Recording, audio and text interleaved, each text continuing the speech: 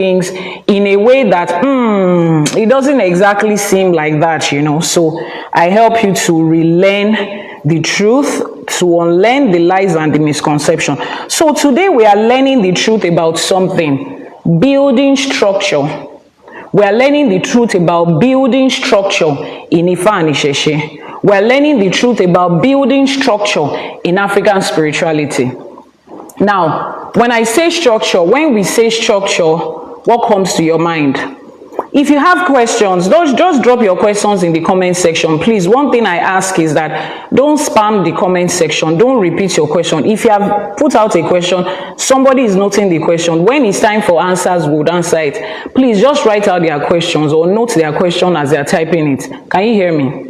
Okay. Somebody is asking, what is the consequences of Ifa? We'll get there so that we don't keep interjecting what we're doing. So when I say structure, when we say structure, foundation, structure, what's the thing that comes to your mind? What's the first thing that comes to your mind when we talk about structure? When I said we are talking about Ifa and structure, what did you think we were going to talk about? What was the first thing that came to your mind? Or as you're hearing it right now, what is the first thing that is coming into your mind? Really? What's the first thing that is coming into your mind as structure? What do you think structure in Ifa looks like? What does structure in Ifa or structure in African spirituality, what does it look like? Impacting life said foundation. Okay. He or she thinks it is building foundation. D. Àbọrú, Àbọyè, Àbọṣíṣẹ. Who else? Structure is not such a big English. It's not such a big English word. What does structure mean? When you are putting structure to something, or you are building a structure, or when you hear, oh, this place is structured, let's build in the structure. What's the thing that comes to your mind? The uses of Igbairun is that a question or you are answering my own question? Are you asking a question or you are answering my question? For those of you in the house, when you hear the word structure, what comes to your mind? Please use the microphone. When you hear the word structure, what comes to your mind? That thing you are doing on the phone, is it part of what we are doing here? No. Not you, huh? Okay, so drop it. Foundation. What's the thing that comes to your mind when I say structure? When we say structure, what's the first thing that comes to your mind? Hierarchy or arrangement. Hierarchy or arrangement. Yes, what comes to your mind? A base. A base, okay. So the àwọn in the house said hierarchy, foundation, and base, okay. So today, when we talk about structure, what I mean is the arrangement of how things go, the order of how things go, creating order. Thank you so much. Smile Fitness, creating order. Everything we're doing in life needs order. We have to create order around it. You have to create a system by which it works. You have to create a process by which it works. You have to create a set of rules that guide the operation of that thing. Okay? In organization, we call it SOP, the system of operation. You have to create the system by which this thing runs. So when you get into an office and you have 20 staff in the office, somebody will not resume as a gateman today and resume as the head of accounting tomorrow. No, there is structure to it. The gateman already knows where he belongs. The receptionist is the first person you see at the reception. You don't go from the gateman and say, I just want to go directly to the CEO. You will have to pass through certain things, protocol. And if there is anything we know about Ifa, is that Ifa is well arranged. Well arranged. It has protocol, it has systems. So most of what we are looking at today does not entirely reflect what Ifa is. Thank you so much for that compliment. It doesn't entirely reflect what Ifa is, because if there is anything, Ifa is big on structure. Ifa is big on hierarchy. Ifa is big on systems. Ifa is big on process. One thing has to be done before the next, and we learn that process and pass that process down to generations. Now, there are different forms of structure you can have. You can have spiritual structure, you can have physical structure, you can have financial structure, you can have legal structure, organizational structure, different type of structure. So we'll be touching 4 major types of structure. Now, let's cast our mind back. I mean, when we talk about structure, the first thing you probably want to ask me is, why do we need a structure? What's the essence of having a structure? Why do we need a structure? The flash goal on TikTok today is the cone ice cream, and I legit feel like taking ice cream today. I wish all these ice creams that are given today can become real. 17 different people to send in the cone ice cream. Ẹṣé gan ni adúpẹ́ olórí Mena ọmọ Odùduwà. Thank you so much for sending in your gift. D, thank you so much for that. 14 more people to send in their cone ice cream. Can I have the 2 books? The books are supposed to be here. Before we delve into this teaching proper, there is something we need to do. And that thing we need to do also reflects structure. Mr. Dynasty, Smile Fitness, Ẹṣé gan ni adúpẹ́ o. Ẹṣé gan ni adúpẹ́. Thank you so much for the gift. So before we start our teaching for today, there's something we usually do, and that also reflects structure. What's the first thing that we do before we start? Who is with the microphone? Can they hear you properly? Yes, yeah. What's the first thing that we do? Iba. Okay, Iba is the first thing that we do, and that is also reflecting structure. Iyanifa Ewa, Ẹṣé gan ni adúpẹ́. That is also reflecting structure. Iba reflects structure. Before we start, this is the first step. There is a process when you come into the house of Ifa, and the first step is what? Your Iba. When you enter into the house of Ifa, the first thing you do is put your head on the ground and say, Ifa ori mi re o, mo ṣe bá Ifa, mo ṣe bá Ekin, mo ṣe bá Odù. Then you greet all the awo that is around you, Àbọrú. and then you start. So your Iba is the first thing. It doesn't matter if your father is sitting down there. It doesn't matter if your husband is sitting down there. It doesn't matter if the president is sitting down there. It doesn't matter if the head of the free world is sitting down there. When you enter into an Ile Ifa, the first thing you do is put your head down and make Iba to Ifa alongside with every other spiritual hierarchy, every other spiritual bodies and entity. You make Iba to them first. And it really doesn't matter what you feel about the people around. Àwọn awo ló wà ńbẹ̀, àwọn àgbà awo ni, you make Iba to them. So that is the first thing. Don't forget that our flash goal is the ice cream, and we need how many more people? 12 more people to send in their ice cream cone. Ẹṣé gan ni. So the first step is to make Iba. Now, for those of you that don't know what Iba is, you don't know how to make Iba, you don't even know if you are doing it the right way, especially if you don't speak Yoruba, you probably just think, oh, because I don't speak Yoruba language, my Iba will not be accepted. How do I translate all these words we are saying? That's why the book Ìṣẹ̀ṣe was written, both in English and Yoruba, to accommodate people that are non-Yoruba speaking and that are practicing Ifa. So it teaches you what Iba is. Iba is the past, is the what? What do we call Iba? Iba is the spiritual technology that helps you to access, is the technology that helps you to access the spiritual world. Is your access code into the things that matters. Ẹṣé gan ni adúpẹ́. The flash goal is the ice cream cone. So check in the gift gallery for the ice cream cone and help us meet that flash goal. So the first thing we make is Iba. Akọ́dá ayé àṣèbà o. Àṣèbà tí wáyé ọjọ́. Àṣèbà tí wọ̀ oòrùn. Elédùmarè ọba tẹ́rẹrẹ kárí ayé, ọba lè ṣe lè wí, ọba lè wí lè ṣe àṣèbà, àníkíbà wá ṣe ọ. Òrànmọ níṣẹ́ fàyà tí àṣèbà, ọba tó lọ kọrin kése, ọba lánàá, ọba lénìí, ọba títí ayérayé àìnípẹ̀kun, àṣèbà, àníkíbà wá ṣe ọ. Kábíyín ò sí o, kábíyín ò sí o, ẹ̀rù jẹ̀jẹ̀ létí òkun, kábíyín ò sí o, ọba tí ń fọba jẹ, kábíyín ò sí, ọba tó tẹ́ sánmọ̀ bí ẹni tẹ́ aṣọ, ọba tó tẹ́lẹ̀ bí ẹni tẹ́ni, ọba tó lọ kọrin kése, àní kábíyín ò sí, ọ̀pá tí ń rí kọ̀run ó kanlẹ̀, àní kábíyín ò sí, Elédùmarè, àní kíbà wá ṣẹ ọ. Ajagunmalé olúwo òde ọ̀run àṣèbà, ẹni tó dá ká kí a tó dá àṣèbà, ẹni tó tẹ̀ ká tó tẹ̀ àṣèbà, àṣèbà kọ́dá, àṣèbà ṣẹ̀dá, àṣèbà àwọn ìyá mi ọ̀pá kí àlàkí àwọn alágogo idẹ, ẹ̀yin ìyá mi arógbáṣọ má balẹ̀, ẹ̀yin ọlọ́mọ kan tí ń fún gba ọmọ ọlọ́mọ ẹlẹ́sẹ̀ kan tí ń bẹ́ lẹ́sẹ̀ méjì jà, ẹ̀yin tẹ́lẹ̀dùmarè gbélé ayé lé lọ́wọ́, ẹ̀yin arógbaṣọ má bòtán arógbaṣọ má balẹ̀, ẹ̀yin atẹ̀dọ̀jòròǹró, ẹ̀yin apanimáyọ̀dà, ẹ̀yin olókìkí òru, ẹ̀yin abiyamọ ayé abiyamọ ọ̀run, àṣèbà aníkíbà wá ṣẹ o.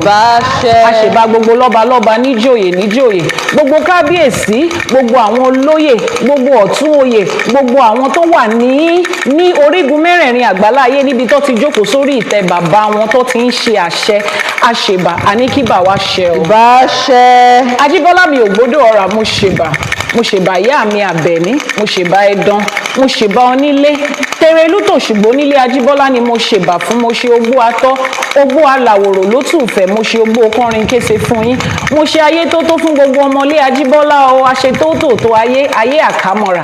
Àṣèbà aníkíbà wá ṣẹ o. Gbogbo àwọn olúwo, ẹ̀yin olúwo mi àsápè ọlà, ẹ̀yin kábíyèsí alábẹ́nú àsásí, àṣèbà yín. Ẹ̀yin ìyá àbíyè lékeléke gbàràdá mọ́dà àbíyè, àṣèbà yín o. Aníkíbà wá ṣẹ o. Tẹrẹlú tòṣùgbó la ṣèbà fún gbogbo apènà, gbogbo lísà, gbogbo balógun látòkèdókè láì dápá kan sí. Àṣèbà aníkíbà wá ṣẹ o.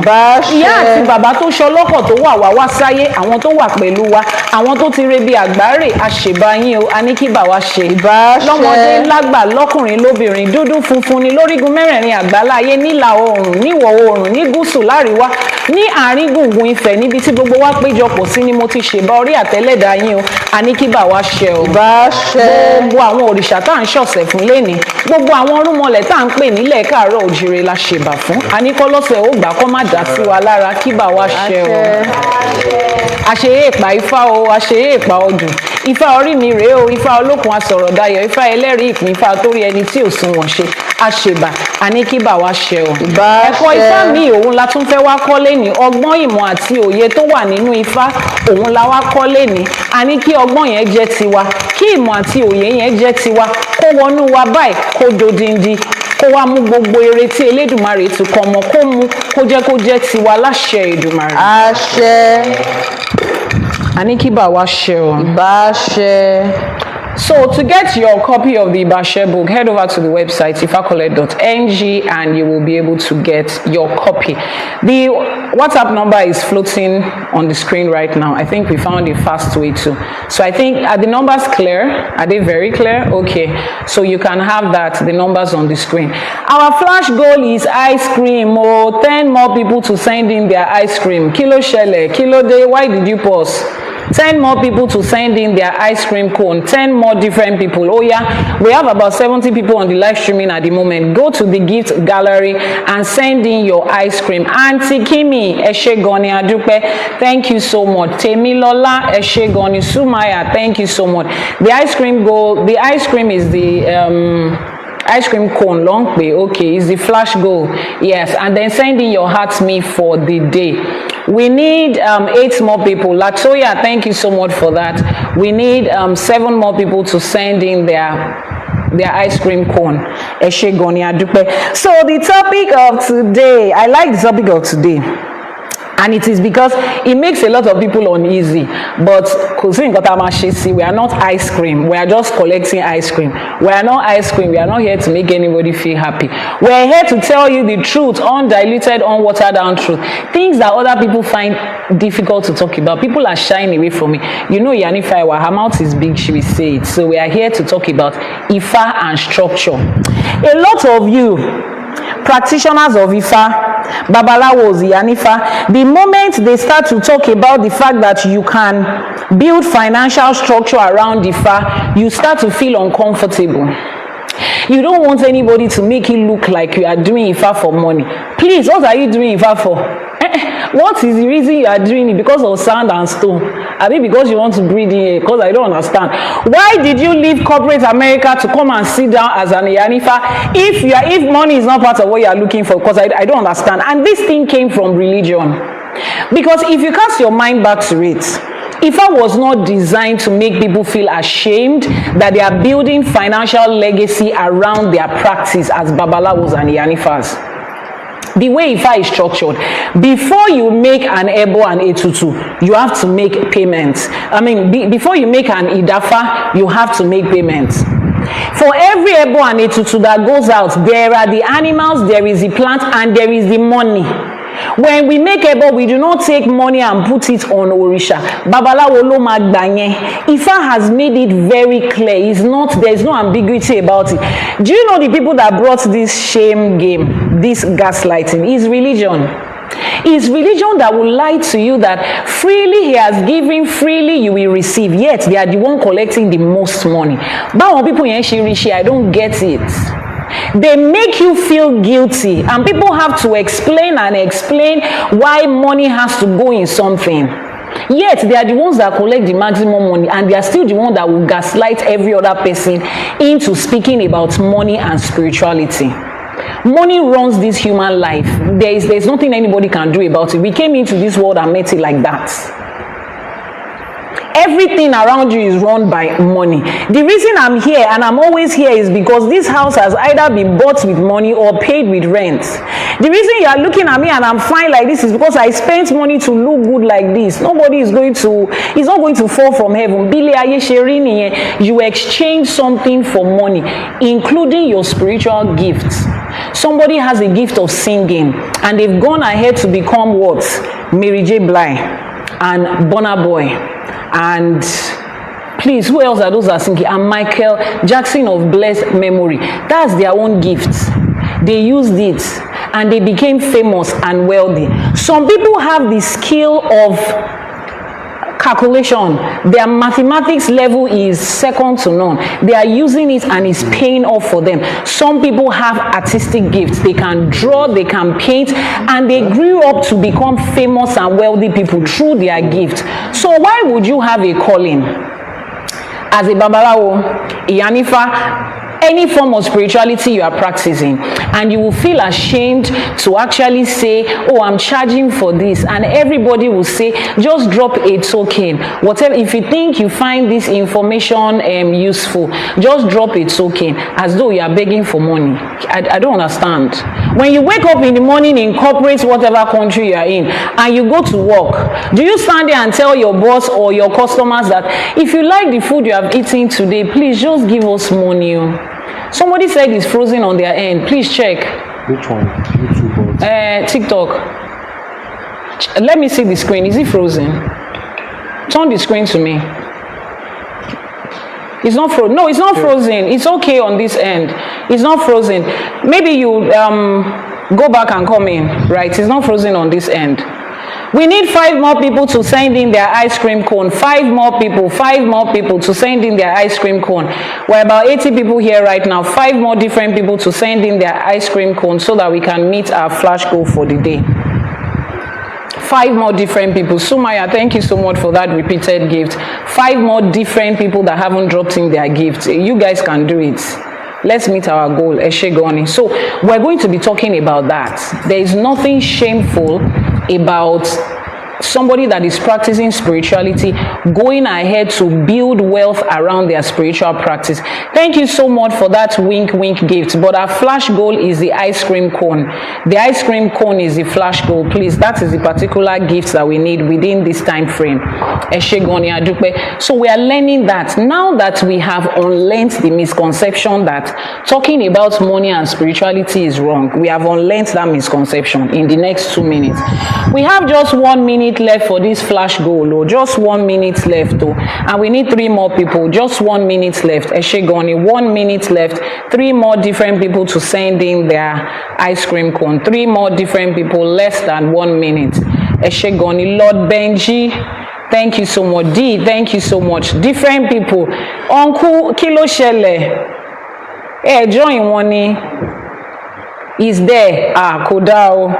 3 more different people to send in their goal. 3 more different people to send in their ice cream. Eshegoni Adupe. So now that we have unlearned the misconception around the fact that spirituality and money can go hand in hand, and it's not a shameful thing, and it's not a problem. Now let's speak about the structure itself. The first guest I will be introducing is already here, but before they come in, let me give you an overview of what you're about to talk about. Like I always say, I like to have my script or my guidelines so that I can stay within what is being done. I can stay within what we're doing. So Iyanifa Ewa, please, you can send a request so that I can accept it in a couple of minutes. Okay, let's delve into the introduction. Introduction here says, I will start by asking you something before we open today's teaching. If the Catholic Church ran its global operations the way most Ifa practitioners run their practice, do you think the Catholic Church will have survived for 2,000 years? I'm asking you a question.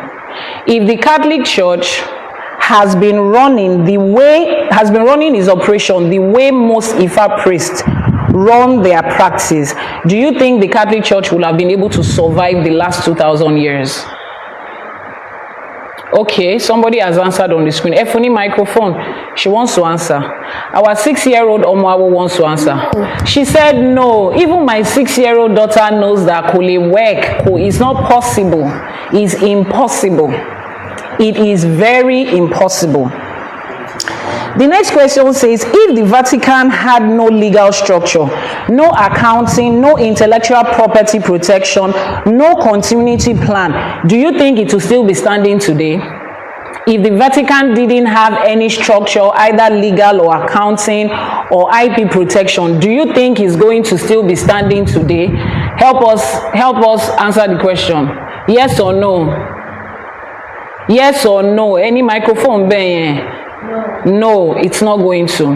Now, putting that at the back of our mind, let's ask ourselves, if the Muslim world had no system, no endowment, no institutional framework, do you think Islam, the way it is, would have spread across 1.8 billion people? As much of negativity as is attached to that religion, do you think without structure they would have been able to spread across 1.8 billion people? No. They couldn't have built all these cathedrals without slave trade money. We built it. We're not talking about who built it. Don't be distracted. We're not talking about the people that built it. We are talking about the structure that they built. Some people had slaves and they didn't have structure to build with them. So for people that use slaves to build structure, we are talking about the structure that they built and it's still working for them. Whether they built it or somebody else built it, our focus is on structure. They wouldn't have. So the answer is no. Yet, every Sunday morning here, we wonder why our practice struggles to feed us. We wonder why our practice of Ifa is looking the way it's looking like now. Why our knowledge walks out through the door when every new person passes. Every knowledge of Ifa that we have, every practice of Ifa that we have, every story we have heard about our ancestors in the past. Everything goes the moment that ancestor goes. We don't have anything that we can hold on to say, oh, this particular thing has lived for like 2,000 years, 1,000 years, 4,000 years. We don't have. Yet every generation that comes in and goes, somebody is building something with African spirituality. Somebody is building something in Africa. Yet 2 generations down the line, we can't even point at it. We can't see it. It means that there's something wrong. And what is wrong is not that we don't have the message. What is wrong is not that we don't have the people. What is wrong is that we don't have the structure. Ayo, good morning, and how are you doing? My name is Iyanifa Ewa. I don't think I need to say that. But for the sake of those of you that are joining for the first time, my name is Iyanifa Ewa, and I'm an initiated Iyanifa. Somebody says, Ma, why are you ignoring my chat on WhatsApp? Is either you are sending a chat to the wrong number, or what you are writing to me, if I decide to respond to you, oh, ni like it. So if you are sending me a message on the right account, and you've been sending it for days and I'm not responding, please go and read the message you sent to me. Go and read it again, because in the last few days, some people have been sending me. Imagine somebody sent me a message this morning. I'm about to pay for consultation, but before I do, I just want to tell you something. If you are not going to help me, let me know. My head cannot be cheated. If you try any nonsense with my head, my spirits will fight. I say, Uncle, go and pay your spirits that money. I help the person by blocking them. Tori timbani can respond konida. I just help the person by hitting on the block button. So some of you, when I look at your question, instead of answering, I spare both of us the consequences of the rest of the conversation. So if you know I've been ignoring your message and you are sure that what you are saying only lack intellectual communication, just wait, I'll respond to you. But when you go and read it again, you too see that there are some bolts and nuts that is missing in what you said. Please fix the nut and bolt so that we respond to you. Sure, you understand. But on a normal day, maximum of 48 hours, every message will be responded to. So just hold on. Moment to send message. You said voice note. You are the one that was telling me. Do you want me to say what you said to me on the live streaming? Don't let me say it, but I know you already. That's why I gave you that answer. I had a feeling that is you. So let's just keep it mutually respectful. We'll continue the conversation on WhatsApp, but go back and read the messages you sent or the voice note you sent and resend it properly so that I will respond to you. Do you understand? Let's continue. 100, I see you. Eshe Goni, thank you so much for joining us. So let's dive into it. I want to name something this morning that nobody in our community really talks about openly. And because I have no interest in wasting your time this Sunday, and I'm not going to try to be diplomatic, I'm going to step on a few toes and I'm going to ruffle a few feathers, but please just take it like that. There is a shame culture in the practice of Ifa around money.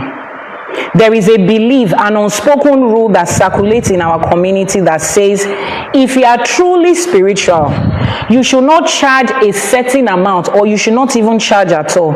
You should not market yourself. You should not register a company around your practice. You should not talk about profit. You should not think of it like a business, because somehow being a business person and being an awo cannot just sit on the same page in their dictionary. It's an unspoken rule. There is a shame culture around it. And those of you that are practitioners, you know. And when we want to talk about money, we say it hush hush. One of my sisters reached out to me a while ago, and I was asking her, I said, let me know how I can help you. And the first thing she said was, I know that I need help, but please, I will never ask you for help around money. And I said, no. Why would money be out of what we will talk about?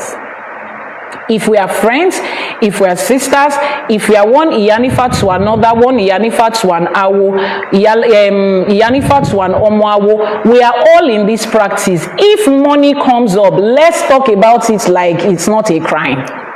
Let's talk about it like it is just one of those things in life. Let's talk about it like it is one of the essential things that makes life run.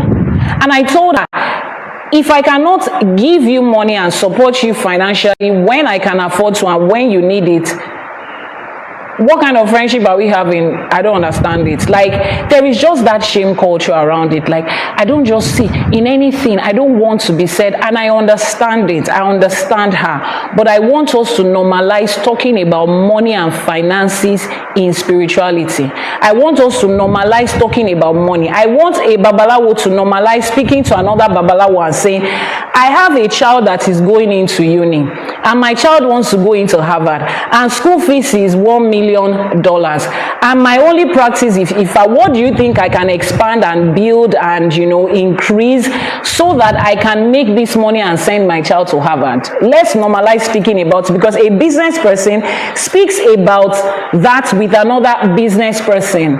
And this is your life. You put in over a decade of training to get here. The same time your friend spent getting a first degree, a master's, a PhD, you spent it in the training of becoming a babalawo and Iyanifa, and Ifa practicing priest in whatever form. Some of you are practicing Ifa in the arts, in entertainment, in law, in fashion, in whatever it is. Let's normalize it. Let's remove the shame. So the first thing we are unlearning today is the shame that comes with money and spirituality. We need to unlearn it. And that belief is destroying a lot of us quietly. I need you to understand where that belief came from, because it did not come from Ifa. It did not come from the Odus. It did not come from Orunmila. It was imported. It was installed in our society through colonization. I said that already. Through the missionary ideology, through the same forces that told our ancestors that their spirituality was wrong. They were the same set of people that brought this. The priests of the churches will charge. The imams and the rabbis will charge. The Buddhist monk has an institution behind him. The yoga teacher has a brand. The life coach has an LLC. But a Babalawo and Iyanifa and any other priest that is practicing in whatever form of Ifa, somehow they operate on faith and community goodwill. While their lights will go off and their children's school fees remain unpaid, while their rent is unpaid, they are depending on goodwill. I see so many of them in the comment section of their video. This is the cash app to drop for any gifts. In case you want to support us, I'm not asking for support. I don't know how you people do it, but I cannot come to my page and be asking for goodwill and support. I'm not a beggar. I'm not begging for money. So you will never see me imply it directly or indirectly. I have a skill. Teaching is one of the very unique skills that I have. There is nobody that will listen to me and will not say, you are a good teacher. I mean, like, the way you break it down, even a 5-year-old would understand. I have that skill. And my friends are using it in Harvard as professors. I decided to use it in Ifa. So you think that for some reasons, I don't deserve to get paid a certain amount of money that is going to give me a good life, like my professor friends are having? No. As long as the professor of your uni is not standing by the gate, expecting your mom and dad to say, you see how we helped your children last semester. Please, sir, if you have anything, you know, how do they say it in Nigeria? How do they say that thing? Anything for the boys. Then your professor will now say, sir, is there anything for the professors? For 1 year, rebuy. If your professor is not doing that, I'm not going to do that. Does that mean that your parents cannot walk into school and say, my child keeps talking about their maths teacher. Maths teacher, take. That's extra. After maths teacher has received their salary and bonuses. Proprietor, take. That's extra. After the proprietor has received profit from the school that he built. So let's normalize it. I'm not saying don't ask for gifts, but maybe some of us will not just. Our pride is too heavy for us to be asking you for money. With all these things we have, I teach, I write, I can create content, I'm empathic, and every other thing that comes in there. I'm a designer, and my creative designing has to be on another level. And then somebody will now say, you don't deserve that. It's too much. The money they take is too much. Meanwhile, when they see their landlord says we are increasing the rent again, that's all they will say. This landlord is even, they will pay it. They will go and look for money to pay. But for some reason, you don't want your babalawo to become a landlord. No, don't do that. Don't do that. Don't do that. The second ideology we are dismantling today. Now, let me take you to what Ifa itself says. Because you are an initiated practitioner, you have been carrying this shame. I want you to hear what Orunmila actually says about wealth, about structure, and about value. We have heard what the missionaries had to say. We've heard what colonial masters had to say. We've heard what Western world has to say. What does Ifa say? The first Odù we are referring to is Odù Ifá Ofunmeji. If you have your sacred text of Ifa, you read it from there. We're not going to read it from there today. We usually read during Ase For Today. So you refer to your sacred text of Ifa. If you don't have it, go to the website ifakole.ng to purchase one. Odù Ifá Ofunmeji tells us that Orunmila himself went through a period where he was disrespected, where his divination was not valued, where people came to him and took his knowledge but gave him nothing in return. And Orunmila had to withdraw, to rethink the whole thing. He walked away, not because he was proud, not because he was angry, but because Ifa had taught him that there is value and honor in what he's doing. So if he's not experiencing that value and honor, he wanted to know why. He withdrew, he went back to the source, re-strategized, and came back again. ọ̀rọ̀ yẹn wá dàbí àgbò tó fàdí sẹ́yìn. Àgbò tó fàdí sẹ́yìn, ẹ bá wa parí òwe yẹn. Agbára ló lọ mú wá. Ọ̀rúnmìlà had to take steps back, re-strategize, looked at it like, when I was giving the Odù Ifá to do these divinations and these ceremonies and this ritual, Ifá did not promise me that this is what it's going to look like. Ifá did not tell me that these are going to be the experiences. Something must be wrong somewhere. Let me move back and re-strategize, look at my structure and my system. And then he built a structure, built a system, and came back again. And Ifá started spreading out as far as it went. And it had so much power and weight that even our ancestors that left here, they carried it with them. And they spread it across the Americas and across the black community like we have it today. That is the weight and the result and the impact that comes with structure. Stop it. In Odù Ifá Ejiogbe, Ejiogbe is the Odù for the beginning, the first light. The Odù that carries the original mandate of creation. And what was that mandate? To manifest, to build, to make visible what exists in the spiritual realm. Ejiogbe does not speak about poverty as a virtue. It does not speak about lack as a form of humility. No, it speaks about the fullness of creation, the abundance that comes with the natural state of things. So whatever your practice is right now, Ejiogbe speaks about you birthing something that comes to life, that comes with all the positive enjoyment and benefit of that thing. Odù Ifá Ọ̀sẹ́méjì carries the energy of Ọ̀ṣun. This Odù is the Odù of prosperity. Wọ́n ní ìyá mi ẹ̀wùjí alágbolódò òwáyanrìn kówó sí. Òrìṣà Ọ̀ṣun is the one that digs up the sand. She will hide her money. Dig up another part of sand again. Hide her money. She had in excess and she was an Òrìṣà. The only thing she was doing was Iṣẹ́ Òrìṣà. And she had so much money that she would just playfully dig up the sand and put money here. Dig up the sand, put money here. So that means her children will just be playing around in the house. They'll be building sand castle and they will see money. They will laugh at each other. Your mommy has gone to hide money in that place again. That's how money was flowing in her house. She was not sitting down by the river and saying, see all the plenty children that she has. Oh, as you receive answer to your Iwuri and your prayer, make sure that you just drop something. Oh, nothing is too small. Support the ministry. They were not doing that. And I refuse to do that. I don't know about you, but me, I refuse to do what Marisha did not do. Odù Ifá Òtúrá Méjì, that's the Odù Ifá that teaches us about establishment of kingdom. That the practitioner is not a servant that is waiting for people to be beneficial to them or support them. The practitioner is a builder who creates the condition for the community to thrive. The practitioner is a builder that creates the condition for the community to thrive. You are the one that sets the tone for whether your community will thrive or not.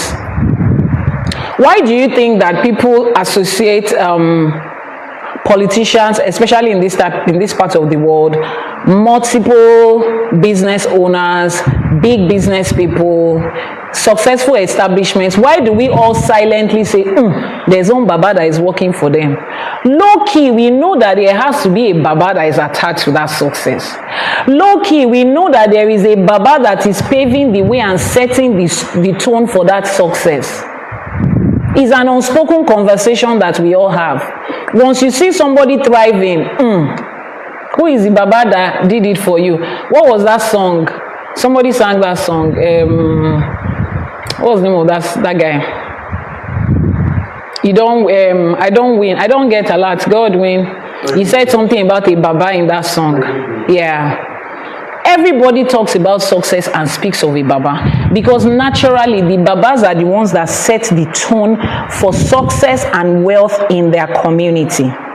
And the Awo in the pre-colonial Yoruba life was that institution. They were that person. They were the one that set the tone for every great thing that happened around them.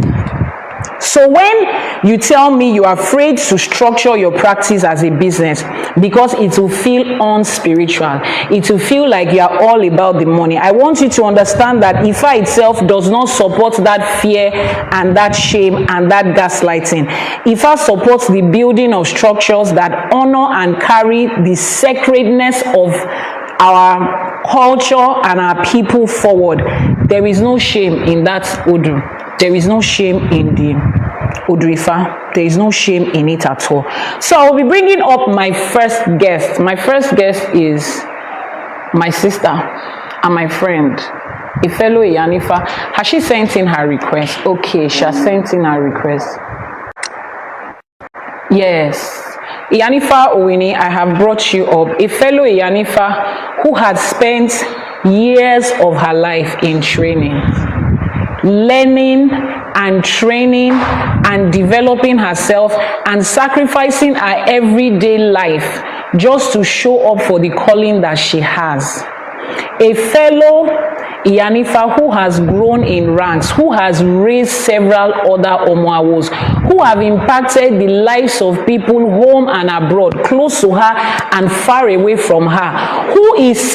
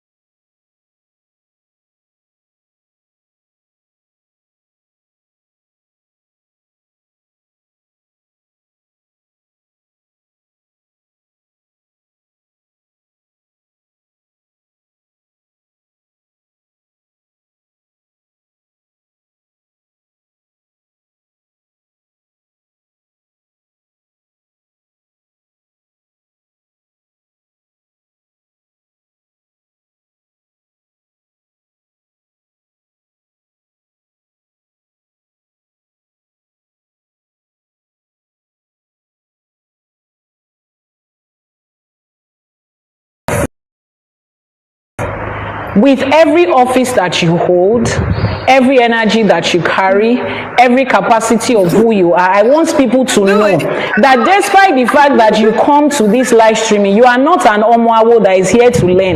You are gracing us with your presence. You are supporting and celebrating us with your energy. You just choose to be here. It's not because you are one random Omoawo that is seeking knowledge, so that they will know what Iyanifa really means. Over to you.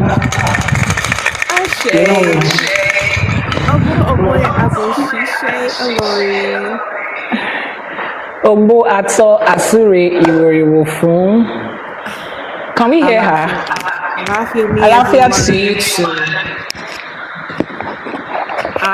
First off, you gotta be my MC because my flappers are gassed. And I love you. Booking is open. You can make videos, everybody. I am Iyanifa Ewa. I do not see me. Founder of Temple of Chukwu, the Sacred Grove of Wisdom and Fellowship Incorporated. ԻΣＨΕΗΣHE Ifa Church in the African American diaspora. Give it to him. I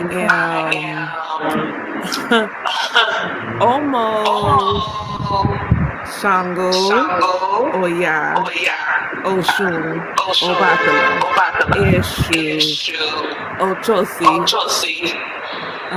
Which ain't finna forget about that. Egungun.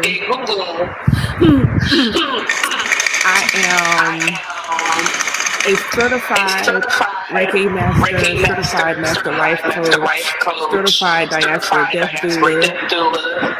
I am Okay, try it again now. extremely proficient in divination Try it again. in multiple Is it better? from Ifa to tarot to oracle. I am a medium, an oracle. Turn this I off. am a web designer. It's okay. If you go to my website, I did my own website. You go to my site, I did my site. So, like, Her Majesty, creative. I am self-published, 7-time self-published poet. And I have 3 journals published. And I'm currently in the midst of writing something new. So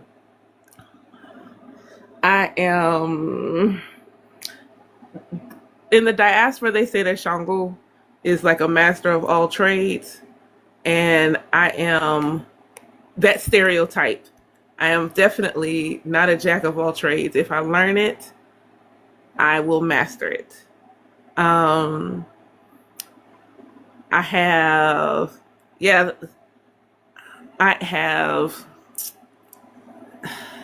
I feel, she said like years, and it's like, I feel so young as an Iyanifa. This wasn't something that I was, like, if you told me like 10 years ago, this is what you're going to be doing, I'd have been like, you crazy. Not me, not I. I have close to 10 years of project management experience, over 14 years of leadership experience. I am a natural teacher. I have built several courses, in the midst of building several more. And my greatest gift is pulling out the full potential of anybody I come into contact with. And I do all that while being a single mother.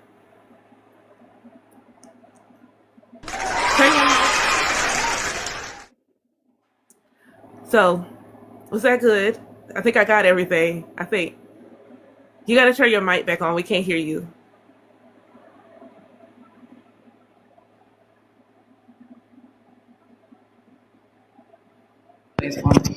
Sorry, I had to turn off my mic because of the echo. So you see why I said she should introduce herself. Can you hear me now? Yes. You see why I said she should introduce herself?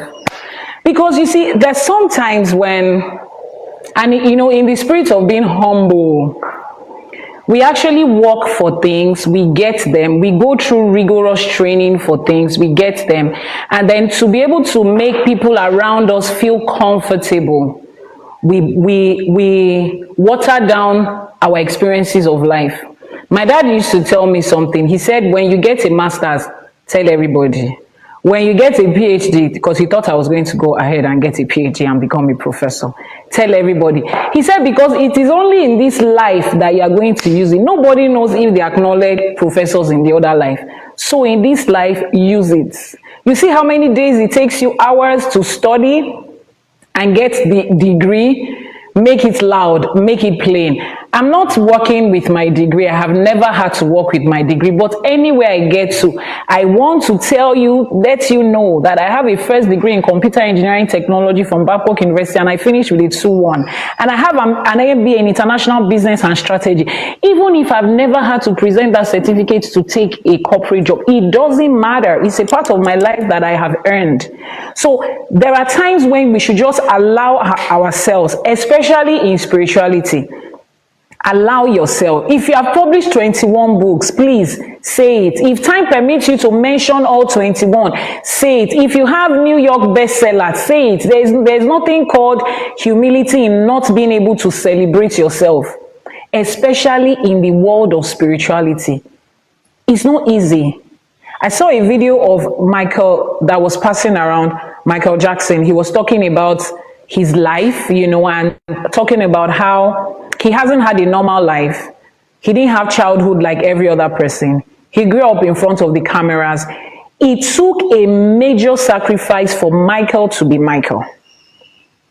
And it meant no holidays, no Easters, no summers, no nothing, just practicing music and age 5 standing before millions of people. And I put it up on my status. I said, this gives you a glimpse into the life of a spiritualist.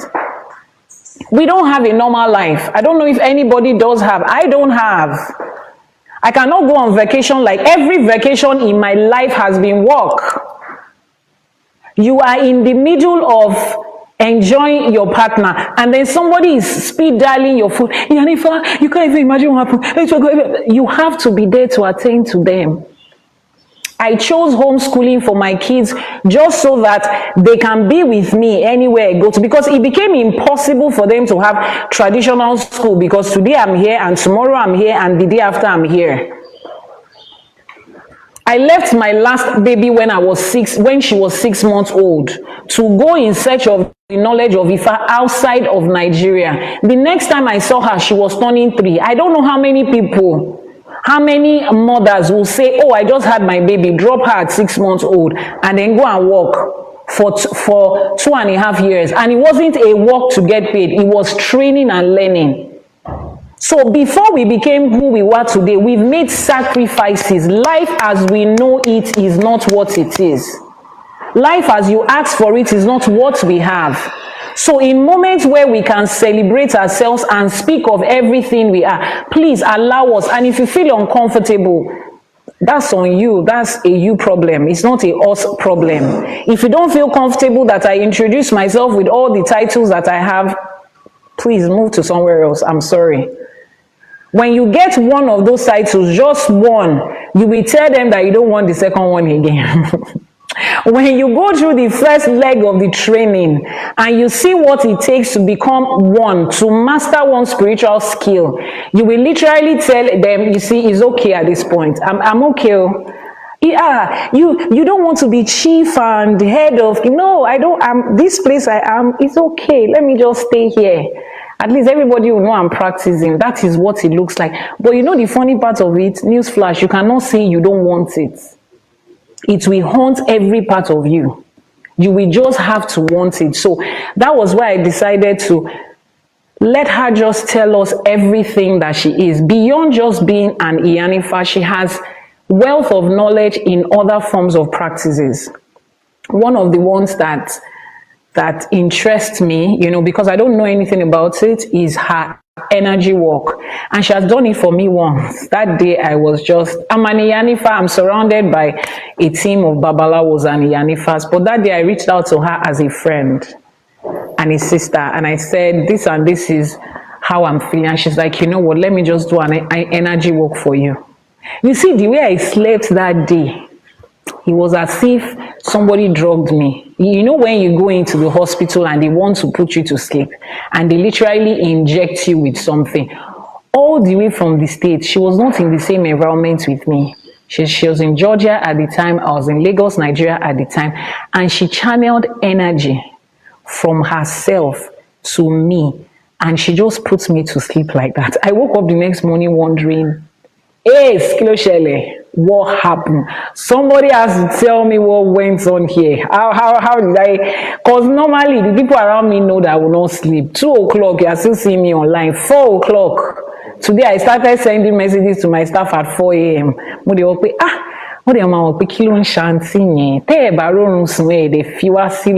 That's me or any normal. So that day I slept as if something hit me. That is the energy, and I admire that in her, because I don't know anything about me or commercial. I don't know how to, and it will take a lot of patience and I don't know, patience and connection and consecration or concentration, to be able to channel energy to somebody that is far away, and they will feel it, and it will affect their physical human self. That's a lot. So we're grateful for you being here today, and we're going to talk about Ifa and structure. So I'll be asking you 4 questions as the MC of the program. Don't forget to book me for your next. I know how to hype people, hype man and MC. Let me add it to my job description. I discovered my talent today. So the first question I'll be asking you today, Iyanifa Ewa, is, I want to ask you this honest question. When you first began to take your practice seriously as a career, not just as a calling, but as a career, what was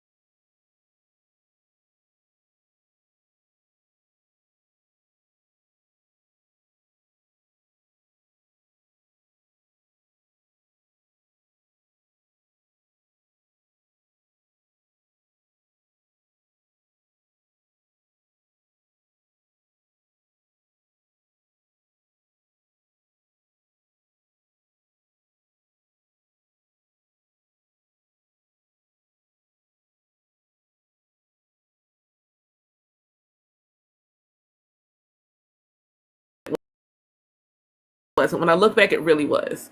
I just didn't use Ifa language, but it was very much built on the principles of Ifa.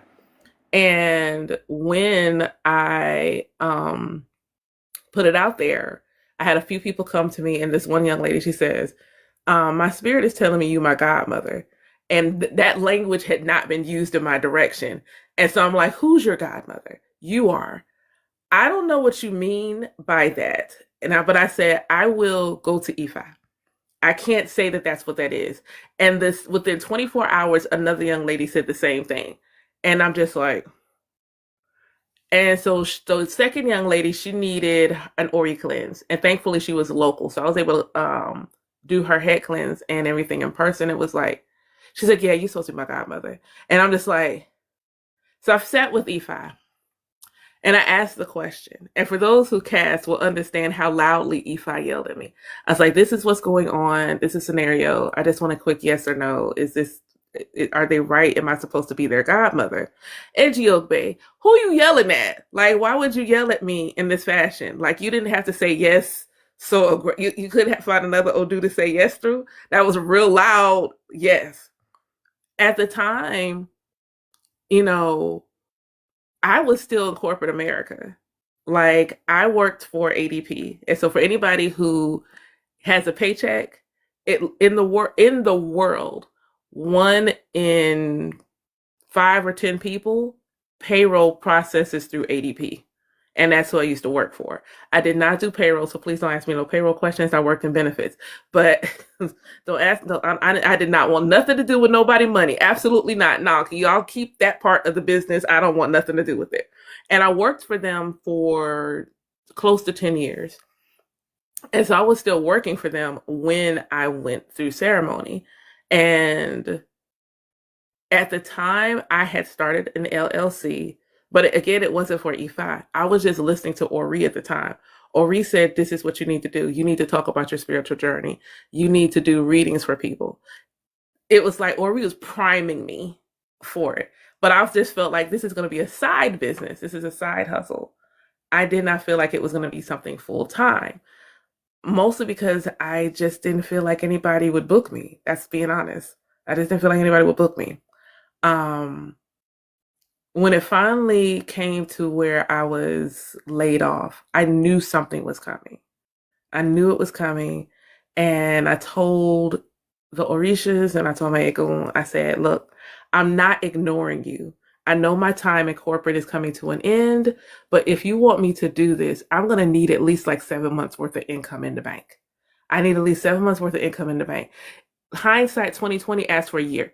I need at least 7 months worth of income in the bank because I got kids, I got rent, I'm newly divorced. I can't just like walk away from corporate. If I was by myself and single, I could just go back home and I would do what I needed to do, but I can't do this like this. So then I kept getting messages, whether directly or I had a god sibling who's also almost Shango. They're like, hey, I was sitting with Shango today. Shango said, don't tell them you're going to quit your job. Oh, they had no idea. Like, don't tell them, don't talk about it. Just hold on. I'm like, okay. So I waited and I kept working and I kept doing what I needed to do. But this still felt like a side thing. It didn't feel like this was like a call. Wasn't really accepting it was a calling, even though it really did keep coming up that way. And when I got laid off, I immediately went to the Met. And I was like, all right, what do I need to know? And even then I hadn't fully accepted it. So that's like 2022. I don't think I fully accepted this is what I do full time until late 2024, early 2025. I'm being real honest. And if you ask me why, it's because the idea that this would be how I'm fully supported in the United States, I couldn't see it. But I know that when Her Majesty mentioned like that shunning and that shaming, I don't know how bad it is on the continent, but I know how bad it is here. And it's so bad. And then you're also here looking at your people. You're looking at your people who really need this medicine. and you know what it's worth. I don't not know what my work is worth. I know easily, that I teach close to $1,000 worth of classes a month. I know I do. But I also see my people struggling, trying to get jobs and everything else. And I keep trying to figure out, how do I find this balance between asking what I know that I'm worth, but also being able to give the people the medicine. And I remember I kept trying to go back to corporate when I got laid off. When I tell you, my resume is immaculate. I still have resume writing as a service hidden somewhere on my site. My resume is immaculate. What applicant tracking system? There ain't been one I have never been able to get through. That's what I do. I used to recruit. I used to do recruiting. I used to do hiring. I used to do interviewing. If anybody could, I used to do that. And I think it didn't really, I divined one day and I asked Ifá, I was like, what do I need to do? Should I get a second job? Because I can't pay my rent. I'm struggling and I need help, and all my students need me. And I didn't have the heart to tell them, you can't take this class, when I know they need that medicine. And so when I asked Ifá, what should I be doing? I need to be doing something else. I got Irosummeji. And if anybody has ever studied Irosummeji, Ifá says your job is Ifá. That is what Irosummeji says. Your job is Ifá. That is what your job is. And I'm like, bruh. So when I tell people will come to me, yeah, why you don't get a second job? Yeah, maybe you should do this and do something else part-time. Have you thought about going back to corporate America? I don't know what to tell you. I'm willing to share my resume with you so you know I'm not lying. Ain't no way I shouldn't be back in corporate America with the resume that I got. Not with the experience I got. Not with them headhunting people at ADP while they're still at ADP. The logic around how I wasn't in another corporate job wasn't there. I knew it was spirit. I'm not supposed to do it. When she said you can't have a normal life, I have promised you I have tried. I tried working at a spiritual shop part-time. And he told me, his spirit said, yeah, she's not supposed to be here. She's not supposed to be working for nobody. She's supposed to be doing what she needs to do for herself. And he told me that. My car broke down a week later. I couldn't even drive to the shop. And it was down for 6 months. A car broke down. It was down for 6 months. And I'm like, okay. I tried doing work for my cousin. All of a sudden, I get an influx of students who need Isefa and Itefa and Orishas and all this stuff. So then I just ended up too busy to do anything. I'm telling you, I am a Black woman in the South of the United States. I am not dense.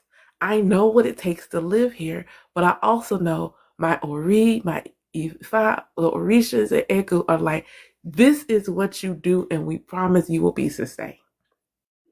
I think that I have had many people who either indirectly or mostly behind my back tell people she's trying to use Ifá to make money.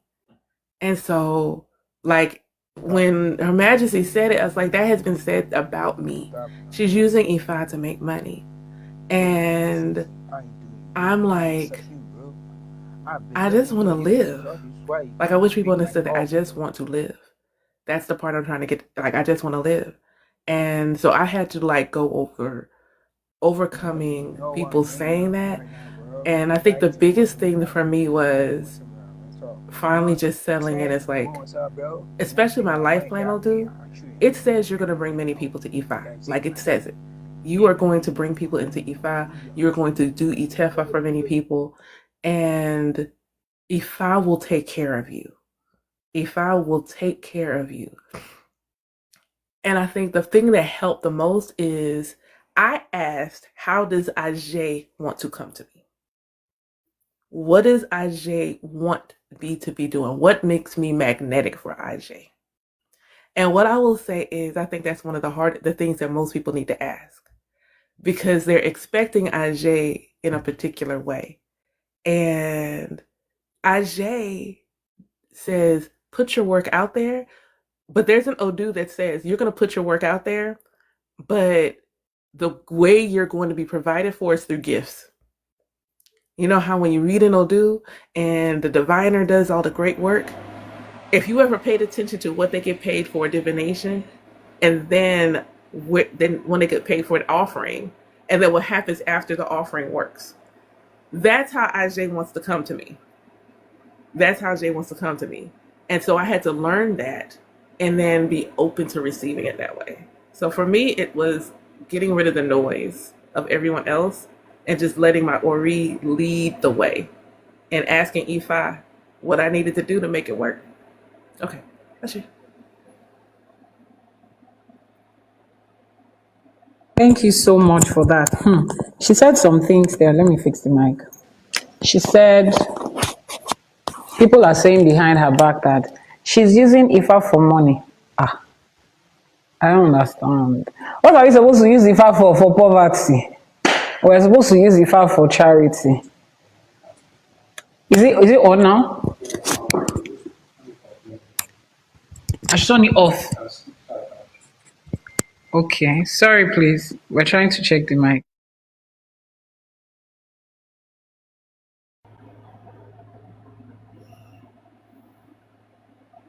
Be better. Is it better with the mic?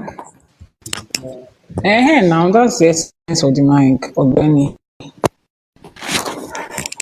So she said people are saying that you're doing Ifá for money. So for those of you that are here, either you're a practitioner or you're just a devotee, and people are, they will shame you behind that you're using Ifá for juju, you're using Ifá to control your husband, you're using Ifá to get favors at work, you're using Ifá to this. Yes, that's what they use Ifá for. Just tell them. You're using Ifá for money. Yes, that's what Ifá is used for. Ifá is Ifá Olokun Asorodayo. That's what they use Ifá for. There's an Orisha called Aje. There's a whole Orisha for money. So it's okay when they say you are coming. It's okay. Is it not legitimate way? Am I collecting money from you with nothing in return? No. I'm offering you a service. You are getting results, and I'm getting money. If you are not comfortable with that, that's okay. That's a you problem. You don't even have to explain to people too much.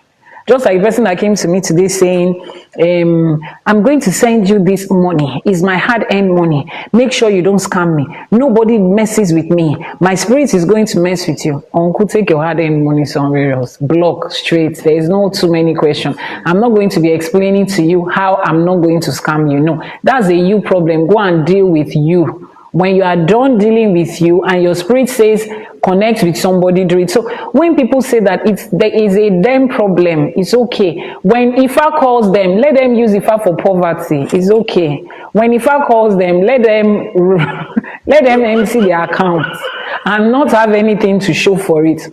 That one too is a side. Everything in life is two sides. So you can pick your side. We have picked the side of money. Let's stay there. And anybody that is not comfortable with us having money, then we need to call the person and ask, what happened? What did I do? Why do you think I don't deserve to have money? Have you seen me do any other thing aside from this Ifá? Even if Ifá is something you do by the side, everybody has a side business, a side career that they are building for something. As a human being, we do something for something. So it's okay. There is no shame in it. It's fine. People will understand it better by and by. Now, she said that she struggled with the version of imposter syndrome that she struggled with is not the believing in yourself. Is I believe in myself. I know I have it in me. But you can struggle with will other people believe in me? Will other people think this is okay? The acknowledgement and the acceptance of other people. And that's one thing that we need to deal with.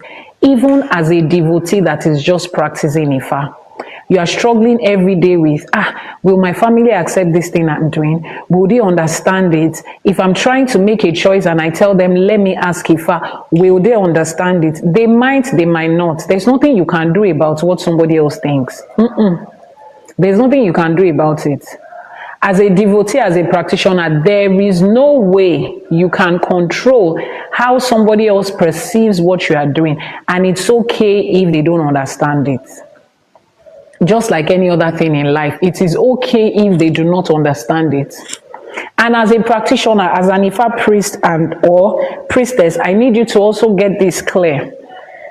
The people that are going to accept you and work with you are the people that Ori has directed to you. If somebody is struggling to accept who you are, accept your message, accept your authority, the person is not for you. Let them go. See, that's the first sign of they are not for you. That's the first sign. So if somebody comes to you and you are needing to explain and re-explain why you are an Iyanifa, why they should trust you, that's the first sign of is either that person is not for you or that person has not come to you at the time when they are meant to come. I've had clients like that. They will show up today, arguing and argue, comment on everything, try to antagonize everything. You know, sometimes you're like, okay, they are here to learn. Let us explain. But sometimes their questions will wear you out. I just let them go. I don't open their chat again. I will archive the chat. 1 year later, they will now be running to you. Something is happening in their family. I know you are the only one that can do it. Uncle. Is me, the same person you were arguing with last year. Iyanifa, you don't understand. I've gone to so many places. You are the only one I believe. Are you sure? Are you ready to stay now? Or you still want to act like that? After that 1 year, they will now come with their spirit, soul, and body and say, oh, to Iyanifa I surrender. Oh, to thee I freely give. Don't surrender anything to me. I don't need anything from you. Pay for your divination, pay for your ebo. And keep it moving. Next, some people, it's not their time. Some people are just never meant to be in your community, and that is okay. That is okay. But Iyanifa, you are saying that because you have a lot of clients. Some people, it's just 2 clients that come in a day. What if those 2 people are not your own? They are not your own, not me. What if they are not your own? Have you ever tried to deal with a client that is not your own? They will show you shege. They will show you shege. They will show you the sun of the Sahara Desert in winter. You know when snow is falling and you see sun. Have you ever experienced any of those 2 at the same time before? That's what they are going to show you. 2 extreme weather conditions at the same time. You'll be asking yourself, Elédùmarè, why did I wake up the day this person sent me a message? Why didn't my phone just die off the moment this person wanted to send the message? That is what it is like dealing with people that are not for you. So let them go. And if you are a devotee, you are just practicing, you are not an Iyanifa or a Babalawo, and there are people in your life that you know that you love them and you love them so much, but you know they cannot accept this version of you in Ifa. And you're wondering, you know what, I don't want to lose them. The truth is, if you are going to lose them, you will lose them. There's nothing you can do about it. If they are going to stay, they will stay.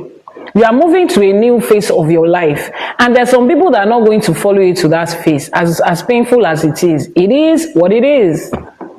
Try your best to hold them down, to force yourself with them. You will see the friction from time to time. You will see the friction. Somebody has a question. What's the question? Do you have any personal groups or any group we can join? Go to the link in the bio. The link in the bio of TikTok, you'll see the link. There's a link in that bio. It takes you to join our Ile Ifa. We have an Ile, it's called Ile Ella, House of Ella, Temple of Ella. That's what we have. So click on the link in the bio to fill out the Google form and join. And if you don't find the link there, just send a message to the WhatsApp number that is showing on your screen. It's up, floating above me like this. Copy that number and send the message and say you want to join. So after you have read the rules and regulations, you will decide if it's a fraternity group. You will decide if that is what it is, but you'll be given full information and you'll decide before you join. So thank you so much, Iyanifa, for that. The next question I'll be asking her is this. The 4 structures that I will be speaking about in this teaching is the legal structure, the accounting structure, the intellectual property protection, and the continuity structure. Those are the first structures that I will be talking about today. As we build today, those are the first 4 structures we'll be building on. Please type it in the comment section. Thank you so much. My snake plant is a beautiful plant. Thank you so much. It's very pretty. very fresh and is glowing and is fine. Ẹ ṣé gan ni, a dúpẹ́. Please type it in the comment section. The 4 structures I'll be talking about today is the legal structure, accounting structure, intellectual property protection, and continuity structure. Those are the 4 structures that we're going to be building for ourselves. Now, someone says, how much is the initiation fee and what is the criteria for joining? Click on that form. Every information you need is there. Normalize going to read information where it is. I beg you. Every information. That is why we created that link. Everything you need to read is there. So it's either you click on the link in the bio of this TikTok page, or if you are catching a replay, in the description box you find the link, or you go to the website ifakole.ng on the home page, or you send a message to this WhatsApp number. You will read all the information you need there. Frequently asked questions, everything is there. After you have now read it, if you still don't understand, then you can ask a question. Is that okay? So those 4 structures, I said someone should write it in the comment section. And your man, what's happening? Nobody is typing. Legal structure, accounting structure, intellectual property protection, and continuity structure. Type it in the comment section. I beg of you, type it there so that we know the things that we're talking about. So, Iyanifa, which of these 4 has been the most painful gap in your practice and why? As you have decided, to take your practice as a career, as a system on its own, which of these 4 has been the most challenging the most painful gap in your own practice? What is that gap that you know that, this is the one that is most painful, part of it, like the one that you're probably lacking the most, you find most challenging, was most difficult to set up in your own practice so far? That's a good one. I feel like the one that's most difficult is managing finances. So I'm very grateful. I have a cousin who helps in that regard. She has a bookkeeping and tax business. So she does a lot of work to help me, and she does it as a help. She helps me, and then if she needs something, she knows she can come to me. So I would say the accounting structure has been the hardest, because she has like a strong book of business, but she'll come in as she can and help me with the accounting structure. I think the other part of the accounting structure is honestly I think what feeds into that is what should the energy exchange for the services be? And a lot of times, I don't think people really think about that. So I'm going to just very quickly tell you like the evolution of how things have gone. But I want to say that sit with your Ori and your Egu and have a business meeting. All my students will tell you, and they've even watched me do this, any price that's on my site, I divined on it. Any price that's on my site, I've divined on it. I sit with my Ori. When a new service comes up, it's like, you should offer this as a service or anything like that. I was like, okay, first and foremost, who's helping me make it successful? Is it Ori? Is it Ori and my Egun? Is it Egun? Is it Egbe? Who is it? And then I go through a process of, okay, what should this energy exchange look like, and work it down.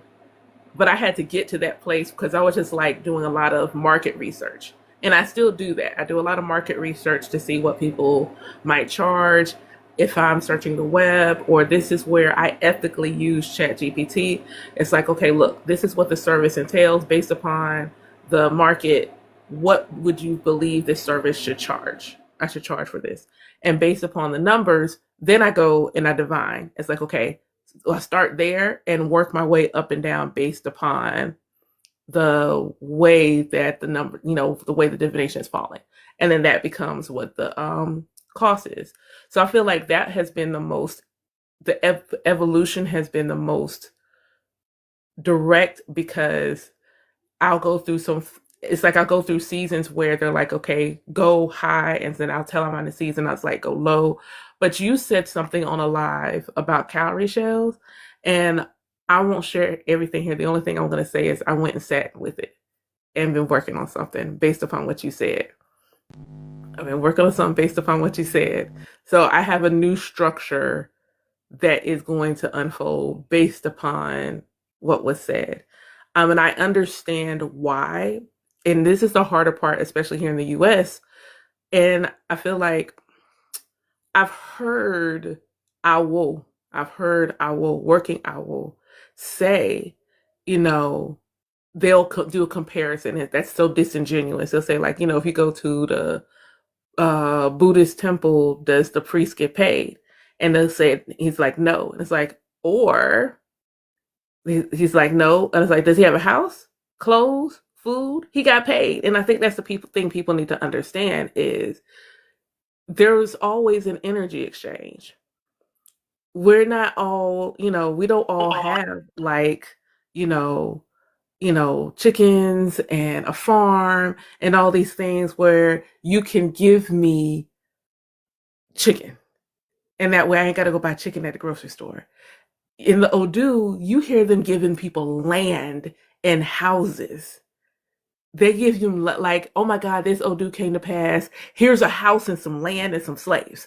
This Odù came to pass. Here goes some wives and a house and some land. Like the energy exchange is always there. And I think that's the part, because it's like they didn't say money. How much do you think that house is worth today? Because that's how much money they got. How do you think that land is worth today? Because that's what the energy exchange was. And I recently divined for someone, Irosun Irete.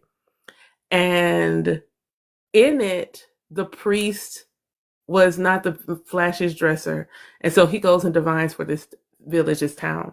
And, he does the divination. But prior to, he had an Ebo he was supposed to do. He only did part of his Ebo. That's important. So he does the divination for the town. Town gives the Ebo, and everything works out. Everything's looking good. And he's supposed to come back in a year to see how things are going. So he goes home with the money and things they give him. But because he didn't do his regular Ebo, he still didn't have a house. So fast forward a year later, and he goes back. And he's like, how are things going? Oh, God made it possible for us.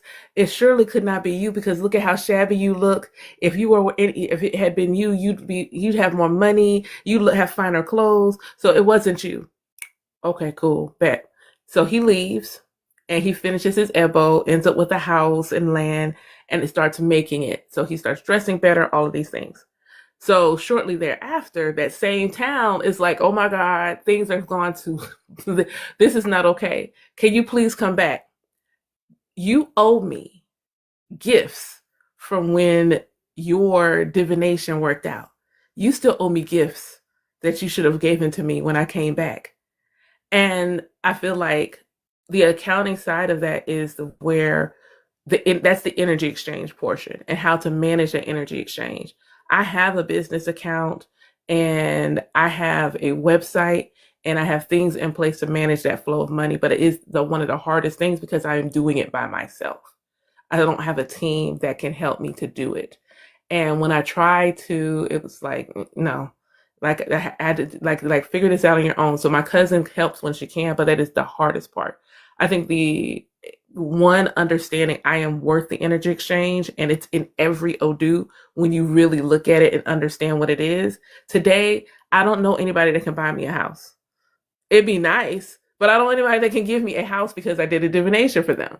So the least it could be is like just like a gift or anything like that. But I understand that. So not asking for money, not asking for any energy exchange is not an option. And I regularly get an Odù and Ifá says, you get paid for your work. You get paid for your work. I have had students tell me, she's like, you give Gucci level teaching. Your education, the wisdom you share is Gucci level. I just don't have Gucci money. And I was like, I don't know what to say. Like, I don't know what to say to that. And I feel bad, but I also understand Ifá is very adamant. You get paid for your work. And for anybody else doing this work, when you don't allow yourself to be paid, you are taking on an energetic burden and toll that does not belong to you. And I realized I had to go to Ifá because I saw a particular cycle and I had to ask what it was. And so I had to put something in place to offset that. It's like, if you want to be able to allow people to do this and then you need to go ahead and put a system in place for it. So I've worked a lot on like putting systems in place, and those have progressively gotten better about how I can manage situations like that. The other part is intellectual property. When you and I were talking about books and things, I had not done a book where, like, the book I'm working on now, I know this is a legacy book. This is a book that I want to live beyond me. And so I know I had not thought about traditional publishing until we talked, until we spoke. But I will say that because my mother writes, one of the things that she does is all of my mom's fiction writing are registered with the Library of Congress. This allows libraries to get her books and all kind of organizations to get her books because she's registered with the Library of Congress. And that is, she doesn't use the ISBN from Amazon. She buys her ISBNs. And I think that was like a good to see her doing that is something I want to do with this book, because there's also no Ifa books in the library here. I have gone to multiple libraries just to look. There's no Ifa books, there's no Orisha books. And I said, I want my books in a library. I want my books in a library. And so I'm hoping that when this book comes about, that things will work out where I can buy my ISBN and then I can register it with the Library of Congress, and then I can go to libraries and request my book on the shelves, and they'll be able to do it because it's registered with the Library of Congress. There are other things I want to look at, but I know that's something I need to look at. The only thing I've been able to do so far, because I do still take my work seriously, is I spiritually protect all my work. I do spiritual protection on all my work. If I build somebody a website, I embed spiritual protection in their website. I said, please, like understand. I said, even if I can't do this on a practical side, spiritually, I must spiritually protect my work. And so making sure to have that. And I think the most challenging one for that one is TikTok. Like when I say the cloning of web pages is egregious on this platform and other social media, and you can report it like yourself, they're copying me. Yeah, we don't see anything wrong. Well, seriously? But then if you want your work to be seen, you can't make your page private. You can't make it private. So it's like, it's gotten to the point now where if I tell somebody go follow me, I have to go see what my current follower count is. So I can tell them, if you're looking for me, this is the number of followers I have right now in this moment. So that way they know they're going to the right page. So I think those are the two that have been the most challenging that I have been able to work through.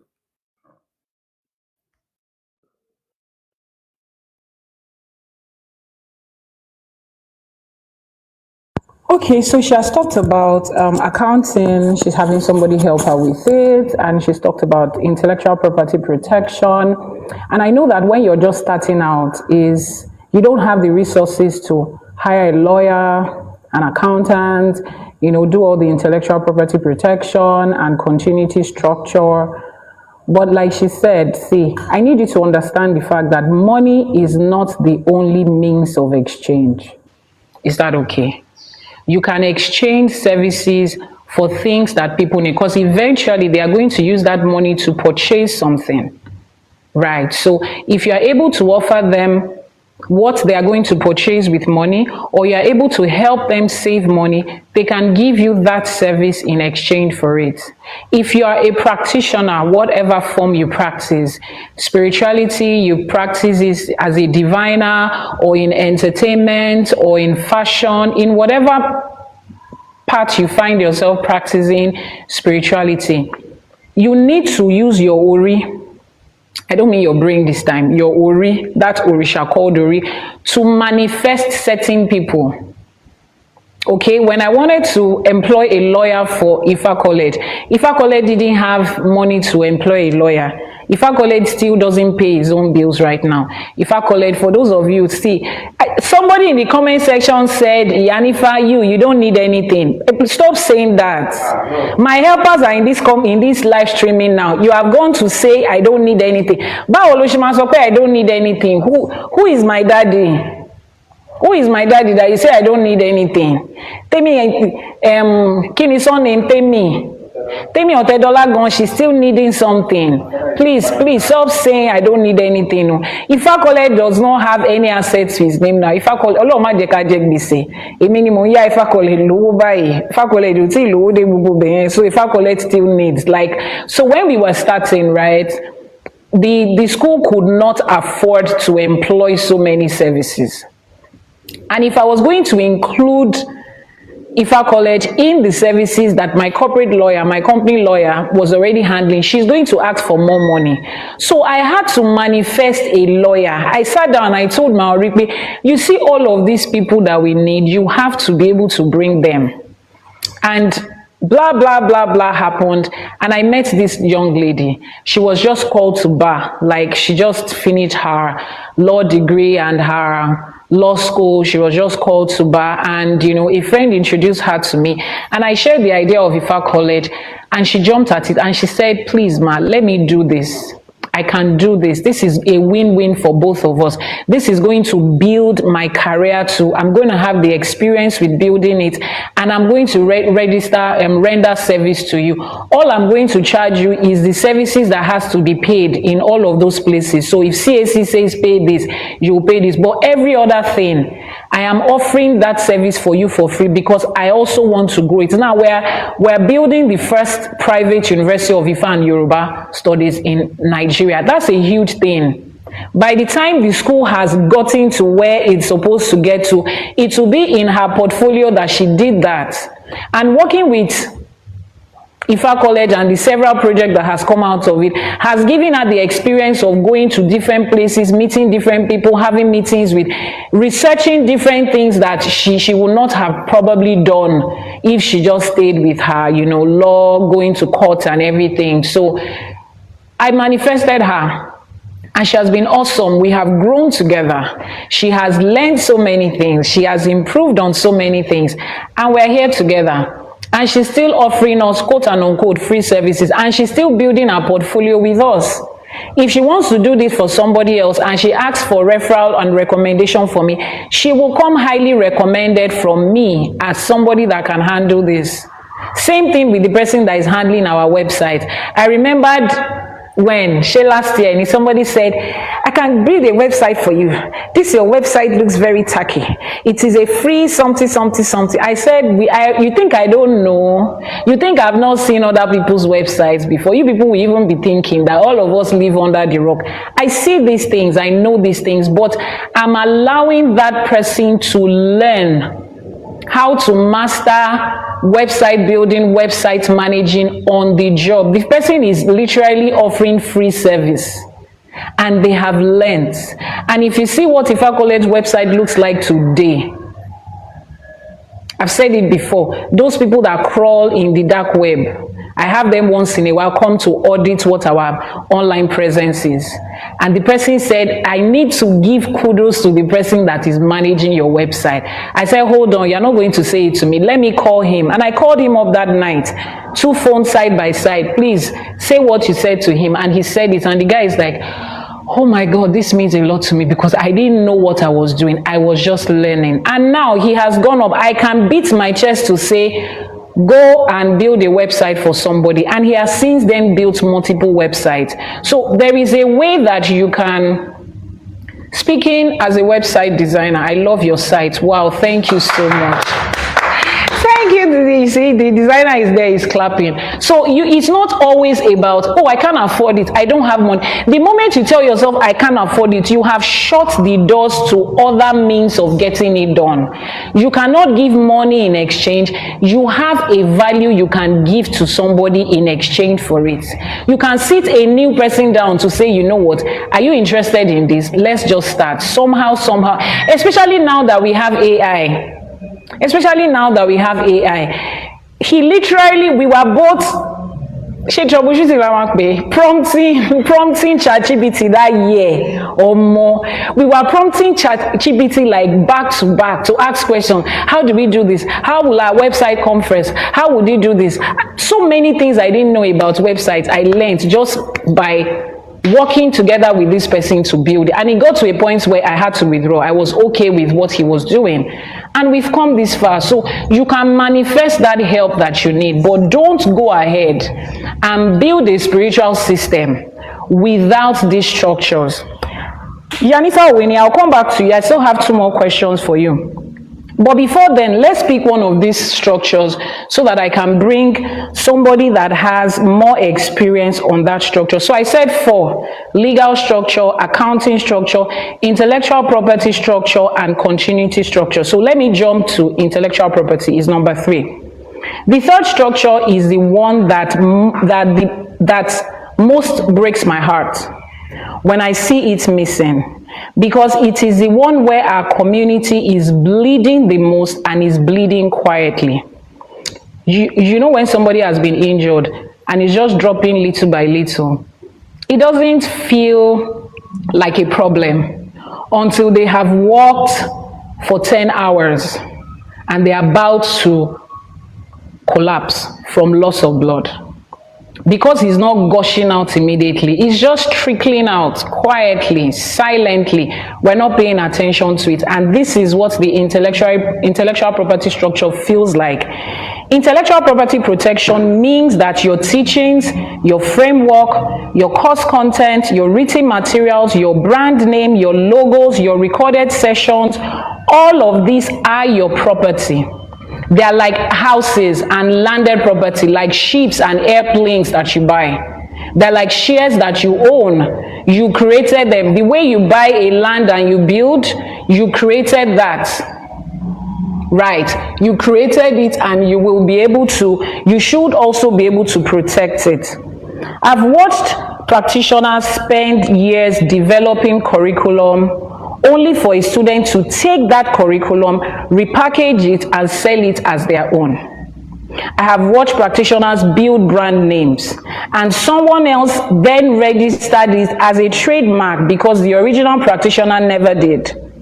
I have watched decades of teaching content sit unprotected on social media while their effort is extracted and monetized by other people. We have seen this happen a lot.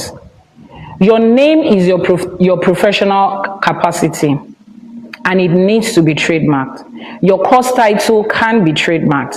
Your original framework and system should be copyrighted. Your logos can be protected. This is not greed. It is you ensuring that the next generation inherits something that cannot be stolen from them. As I'm building now, my children are building with me. They are learning, they are doing this, they are doing that, they are all putting in things. Now, how is it going to feel if after building all of these things, this is all your children know? They have invested their time into it. Your family members have supported. Your family has gone without food just to help you record that song. Your family has had to have sleepless nights just to make sure that they help you edit something, design something, do all of this. Then when it's time for them to enjoy the dividends of it with you, somebody has taken it away. It doesn't make sense. Then eventually when somebody does, then you come to social media, justice for Iyanifa Kokoko. Where was Iyanifa Kokoko when everybody was registering their stuff? Where was Babalawo Kokoko when everybody was registering their stuff? Then we now try to make the other person look like a bad person. I mean, morally, it might look bad, but legally, they've not done anything wrong. When you go to trademark and register an intellectual property, the law wants to check if any other person has it. If no other person has it, you will take it. The law is not going to check who has had it as an idea, who is using it as an idea, who was the first person that thought about it. No, the law is going to support the first person that came to register it, to trademark it, and to copyright it.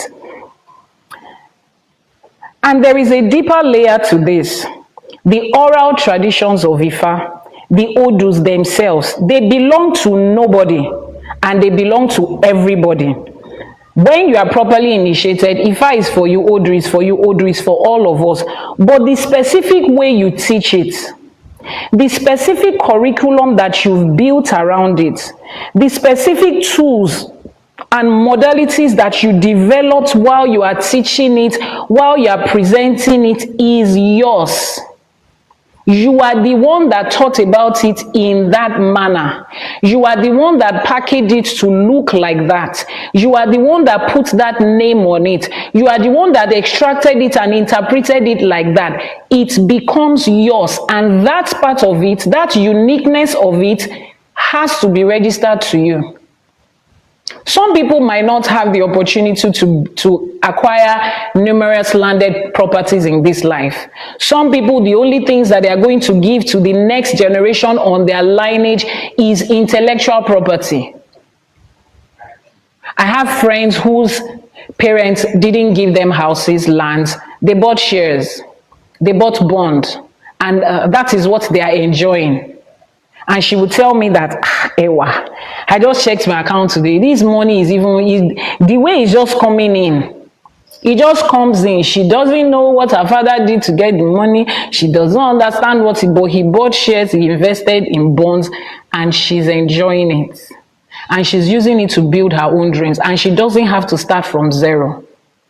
When other people's mothers and fathers were building careers at the banks, at oil companies, in the courthouse, in the hospitals, you were building with Ifa.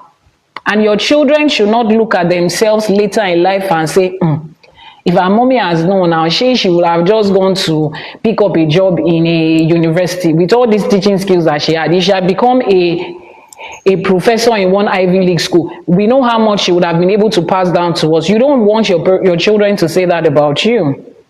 You want them to be able to look at you and say, the career that she chose to build, where she chose to invest her money into, we are proud of it. We are enjoying the benefits that comes with it. So it's really very important. 100 was disconnected. Okay, let me see. He's back. He's back. He's back. He's back. What's that? Are they typing anything? No, I can't see anything. Okay, so 100 is back, and the industry where he is, so like I said, we're all doing the work of Ifa in one way or the other. I'm doing it as a teacher. Iyanifa is doing it as a diviner, you know, with energy work, with rituals and all of that. He is doing it in music, in the art, particularly in music, right? So please, if you are not following 100 on social media and you're on this live streaming, I don't understand what's going on with you. I don't know what you are doing. What are you doing? Because music is what is going to see. Music is driving Ifa far more than any other thing will. Just like anything. As bad as the image of Nigeria is being painted, Afrobeat is putting us there. Everybody thinks Nigerians are this, Nigerians are that. But when Afrobeat, when the song starts, bam, everybody is a Nigerian all over the world. Everybody is a Nigerian. Music has at least given us a space and a voice in the global world. Our economy has not, our legal system has not, our educational system has not. So many things has not. Our music has, our dressing has, our Nigerian jollof rice has. You see, cultural things is the one that they do. Our movies too. So music is doing that huge thing. So you want to follow him on all his social media platforms, his 100 Music, and then you want to go on every streaming platform to stream his songs. You know, this is, I don't know. I will tell you this, music helps you to connect spiritually. Right, you all know that the church uses that thing a lot. The pastor is teaching and they are playing some tone, and you don't know that they are using that thing to wire your head, to manipulate you. You will now be in the service, you now be saying, oh my God, I connect to it, I receive it. You carry your bag, you go and empty the offering, you write money that you have not gotten. It's music they are using to physics and music. That's what they are using in your brain. They are using it to connect you to something. So now you use music by yourself to connect yourself to something that is higher. Eshegoni Adupe, you can unmute your mic right now and let me ask you the first question. The question is going to be centered. Àbọṣíṣẹ Ogbo Àbọrú. Ogbo Ato Asure Werewofun. Thank you so much. So the first question I'll be asking you is, the music industry has one of the most complex IP and right structures for any creative industry. Royalties, publishing rights, master rights, sync licensing, distribution deals. When you decided to build music as a business around Ifa content specifically, what did the structure conversation look like for you? What were those things that you know that you had to put into place when it had to do with building intellectual property structure? So I want you to share it for people that are also looking into the entertainment world. They cannot afford to get a lawyer right now, and so many of the deals out there will never be in their favor. The producers there is trying to get the best out of them. What are those things that you will tell them? What's that conversation you will have with your younger self who wants to, build business of music around what their spiritual calling is right now? Thank you. Thank you very much for the question. Yeah, first of all, my name is 100. If you give me 99, I will not take it. It has to be 100, 100 or nothing. Okay, to the question, yeah. For me, I'm very fortunate to have been the first person to start Afro tradition, being the pioneer of Afro tradition. And because I produce my music myself, I have the knowledge of how to create beats, instrumentals, and all that. I play instrument too, so me or I can. Okay, I just want people to confirm in the comment section if they can hear me or not.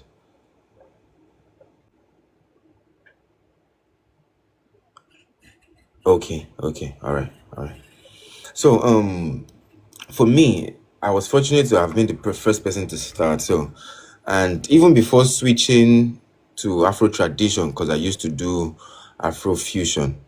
I would call it Afro fusion because it's a mixture of the new age Afro beats, but I speak more of realities in back then when I used to sing. Sometimes a lot of time I'll sing about women too, but not as much as the way people would actually look at it. I was more on reality. So for me switching to Afro tradition, it was easy because I wasn't signed to nobody before now. I'm still not signed to anybody.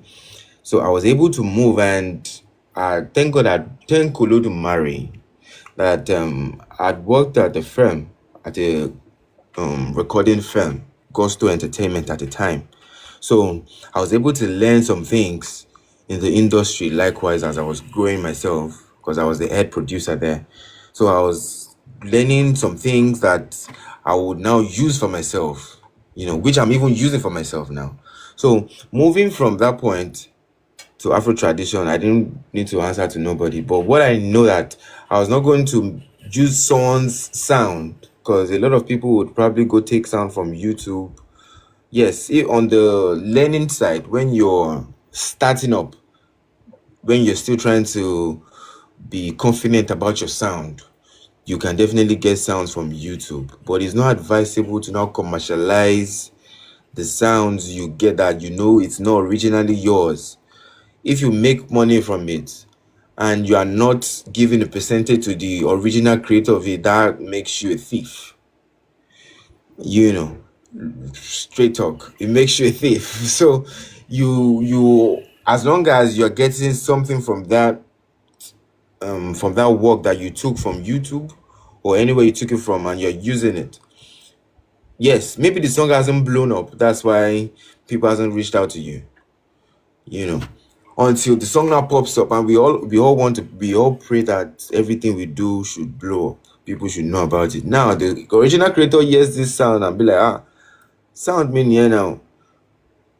If he sues you to court, you pay more than so I am fortunate on that part that I was always creating my own sound myself, so I didn't take anybody's sound.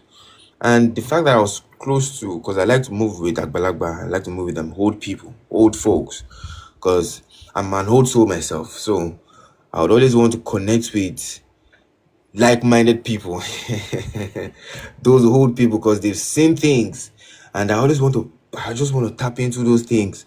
And I believe that's one thing that brought me here, because it all started from the love of Yoruba, even before doing Afro tradition. I've always loved proverbs, the way proverbs will always be. Like when they say something, and you can always, just a simple one, Ogun, they say you can say it in 7 ways, or I think 7 or 9 ways. Ogun, the spelling, Ogun, Ogun, Ogun, Ogun. You know, Ogun, sweat. So you can see it in, so that's the beauty of it. Always shows me, I'll be like, man, you buy it. So that has always been something that has helped me from inception. And for the people that are coming up now, try to, like you said, the younger self, try to find yourself, find your sound. For me, there's nothing I would do that if I is not involved in it. There's nothing I would do that if I is not involved in it. So find yourself. I'm thankful to my Ori that I've been in tune, even if I was born in a Christian home.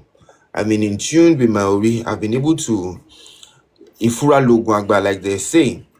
I've always been conscious of some things some people might just look over, you know, and it helped me move in the right direction to be able to find my path. You know, like I said, nobody was able to dare do this kind of music, because when I started, a lot of backlash. You are singing for the devil issue, you know. But at the end of the day, even some people that were Christians will still come and meet me and be like, what made you sing that song? Why? They were curious because they just wanted to know what was going on.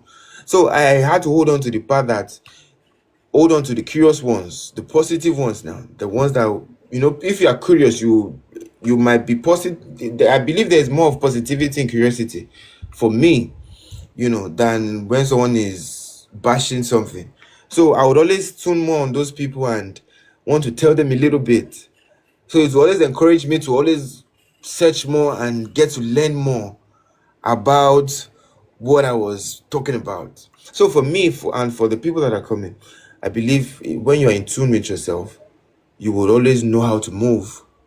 Ori would always direct your path, and don't leave Ifa. Ifa is the blueprint, like the blueprint you can always do. And the worst thing you could do to yourself is to lie to yourself. The worst thing you could do to yourself is to lie to yourself, because a lot of people coming into the music now, a lot of people want to build, they're after the money majorly. Yes, the money is the end goal. They'll get to a time when you are confident, when the sound is, when the 2 legs are on the ground, then the money starts coming, because the trust has to come first. So on that regard, I just believe for the people that are coming, find yourself, know yourself. Then from there, don't lie to yourself again. From there, I believe, and don't forget Ifa. That should have been the first. Don't forget Ifa in everything. Then others will come. And I think that's it.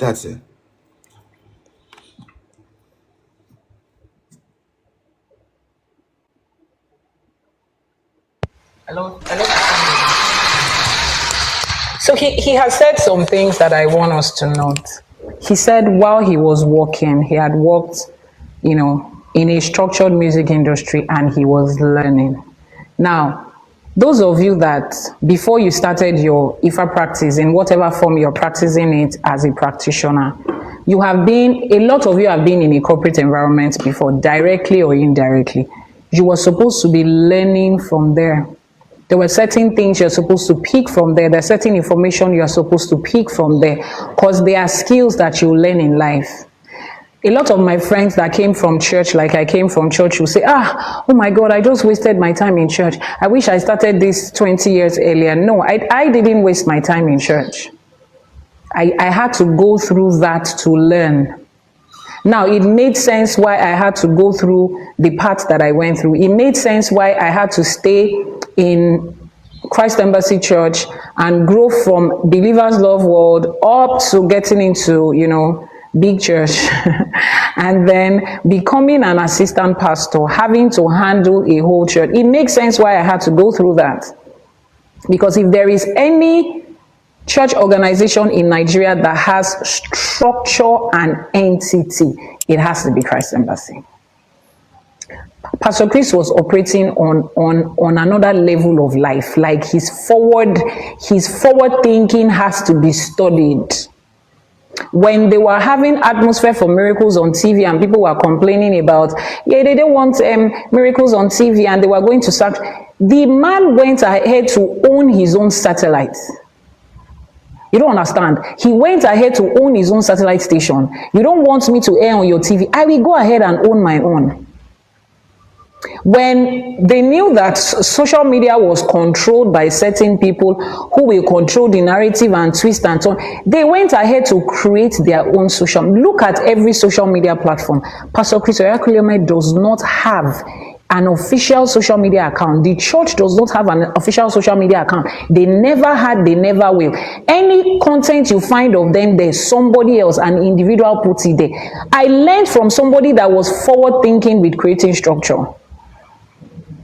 And then I have brought that knowledge here. I went to, so Iyanifa Ewa mentioned something about, people coming back to say thank you and giving you houses and giving you cars. And I smile. For those of you that were a part of Believers Love World or you were friends with them, that's the Campus Fellowship of Christ Embassy. We were giving our pastors cars and houses as students.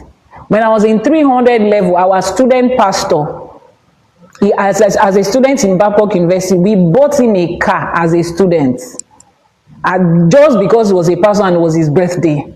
I was raised in a structured religious community that knows how to celebrate the hierarchy in front of them, that knows how to respect hierarchy. I always say this, while I was in church, my third year, my friend, my classmate became a pastor, Pastor Tolu. So I'm back home from school, summer holidays, and can I have that phone? And I'm at home. And, we're having, summer holidays is about 3 months, so we're still having programs. And then my phone rings, and then I'm like, oh, yes, Pastor. Okay, Pastor. Yes, Pastor. My mother is sitting across the chair in the living room, and she's upset with me. What's been of all this? And she'll be telling my daddy, that girl is her classmate. Oh, the girl that she's doing yes ma for is my daddy will say, leave her alone. Let her enjoy it. She's just in college. Let her enjoy. If Pastor Tolu says, live there and meet us in Ring Road, I used to stay in Bodija. The next available car, if my own car is not available, my mommy's car, my daddy's car, somebody's car has to be available, I'm going. Now, all of those years, did it favor us? I don't know if it favored everybody, but I learned something. I saw structure. I saw how expansion was taking place. I saw how this man went from having their daily devotional in one language to about over 100 and something languages today. Without any external funding, the church members are the ones that are going to fund it. Structure, you will learn structure from where you are coming from. There is structure in organizations where you are coming from. You will learn it and you will bring it into what you're doing. So he learned structure from a place where he had worked that was also making music, and he's applying it now. He learned from there that your best bet is for you to create your own music and sound. And I will say it today, especially when we have, everything is like free on the go. You can pick up anybody's identity and use it these days. It doesn't matter. Please, it matters. If you are building something for the future, it matters. People will not come for you when you are small. They will come for you when you are getting big. That project you are building right now, protect it in every way that you can. Go to AI and ask AI, I want to write a book. List out all the requirements that I need. Tell it that you have a budget of $50,000 to launch this book and protect it. It will give you everything that you need. Are you able to do everything at once? No. But you have it at the back of your mind. The moment an opportunity for this comes to you, you can present it to somebody who is saying, oh, I want to support you. You want to support me? Please, ISBN is what I need right now. You already know what you need. It's sitting in your head. You are waiting for the people that will help you manifest it. It's not the day you now find somebody that wants to support you. Now say, what do you need? Let me quickly ask ChatGPT. But it's not supposed to be like that. But it's supposed to be like this. The opportunity has gone. There's so many other people that are praying for the same things that you're praying for. So make sure you get all the information that you need. Intellectual property protection is a thing. And let me say this to people that are writing books. I know that a lot of you are writing now, and the first place you want to go is Amazon. And Amazon is wonderful. It's a huge distribution system. And Amazon is going to give you ISBN. The moment you use Amazon ISBN, Amazon owns the publishing rights of your book for life. Understand it before you grab that free ISBN on Amazon. They own the publishing right for life, forever. Yes, really, for life. Because you cannot have that title except you want to write that book in another form. But that particular book is for them forever. So you need to check these things in details. Somebody said, oh, you wrote your first book. You could have just gotten one big publishing house. I could have. But I decided to register a publishing house, to build a publishing house, to own a publishing house, and publish my own book, buy ISBN in my own name. I understand what I'm doing. The number of copies we have sold so far, if it's Amazon that did it for me, would I have sold more copies? Of course. But am I going to sit down and spend 10 years researching all of these things, fasting? Okay, we don't fast and pray.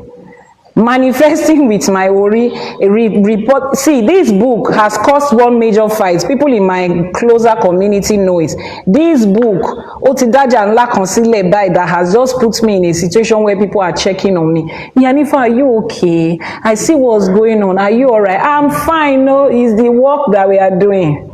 It's our work. It will happen. I'm prepared for it. I'm ready for it. Now imagine this same book. I will now give somebody 70% ownership right of my book. No, I don't want to do that. And to register a publishing house is not hard. Find out in the country that you're in. If you have books, you have materials, find out. Speak to somebody that you know that is a media lawyer. Ask them, see, I need a consultation with you. Money is money is plenty in my hand, like Yoruba people will say. What can I give you? Just 30 minutes consultation. Tell me everything I need to know about putting out a book. Let me know. When I started with publishing, I used to think, when I started doing trademark, I used to think once you trademark a property, an intellectual property, it applies all over the world. My lawyer said no. If you trademark in Nigeria, it is covered in Nigeria. In fact, if you trademark in Nigeria, there are different classes of trademark. I hope you are writing notes. I hope you're learning. There are different classes of trademark. If you trademark under this class, somebody else can trademark something similar under another class. Yes, there are so many classes of trademark. That's why you have multinational companies who buy every available class that thing can stand. Every available class, they will buy it. They will trademark their name, their logo, their slogan, their colors. I know that is huge, but I need you to understand that these things are necessary. So as you grow your business and you are making profit, remove out of that profit to cover up the parts that you have not done. Trademark is not a one-off thing. And it's not you just do it under one class thing. And it's not a one country thing. You want your products to be able to move into the UK and in the US, find out how much it takes to trademark in that place. The children's, where is the children's book? Okay, it's here. These are Ifa children's book. These two, no, not this one. Where is the other one? These two mascots that are here, this boy and girl that is here, we are creating cartoon content around them, right? So when I asked the lawyer, I said, how do I protect them before I start putting out videos around? She said, we will copyright, right? Because it's going to be, movies, is motion picture, videos. So we should copyright. But then she said there's another extra layer. So we are going to first of all trademark. Hello? This. Yeah. We're going to first of all trademark and then we copyright. So first of all, what we did was trademark. Now in that trademark, they have a name. All right. His name is Ase. We're changing the name for the guy. We're changing the name. But we'll announce that to you later. But we're changing the name for the guy. And then we're changing the name for... No, we're not changing the name for the girl. So her name is Ewa, right? She's my baby. She's my namesake. And my last baby always has this too. She still has this. Both of them still has this. She always had this. So it looks very pretty. I created this like... This is the child of my... Kimi Shakespeare, so no? This is the child of my brain. The materialization of my being a genius. I think it was one Shakespeare, yeah. It's just for a few seconds. So I created this. Now, I first of all trademarked this picture. This picture you are looking at as an individual is trademarked. Her name is trademarked. Their slogan, Ase It Is Done, is trademarked. Their title is Ase Kids, is trademarked. Ase For Today that is written here is trademarked. Then we will move to the boy and do the same thing for the boy. So on these two little fine people like this alone, I had to do 10 different trademarks under 6 different classes. So I paid for 60 in all, just to make sure that they are protected. Now that sounds crazy. And somebody will say, Iyanifa, is because you have the money. Nobody really has the money. We just prioritize these things. But I need you to understand, get every detail, one by one, do it step by step. You don't have to rush it, but understand what you need to do. Now, aside from that, we still go to copyright protection. To copyright it, they will tell you to bring the trailer, they will tell you to bring the music you are going to play, they will tell you to be in between for every one of our series. 100 is creating the music that we're using officially for every one of our series, our cartoon series, our movie series, every content we are creating that requires music that is how do I put it? Music that is individual to us. What's the English? Borrow me English. Music that is created by us, music that is significant and synonymous to us. He is the one that is creating that for us, and we're grateful for the future of that work together. So we are going to do that. That is peculiar to us, Eshegoni. So you have to make sure that you protect it. The color. You protect the color, the logo. You protect, I just found out, my lawyer just told me that I need to protect the way, the font design, is it font style they call it?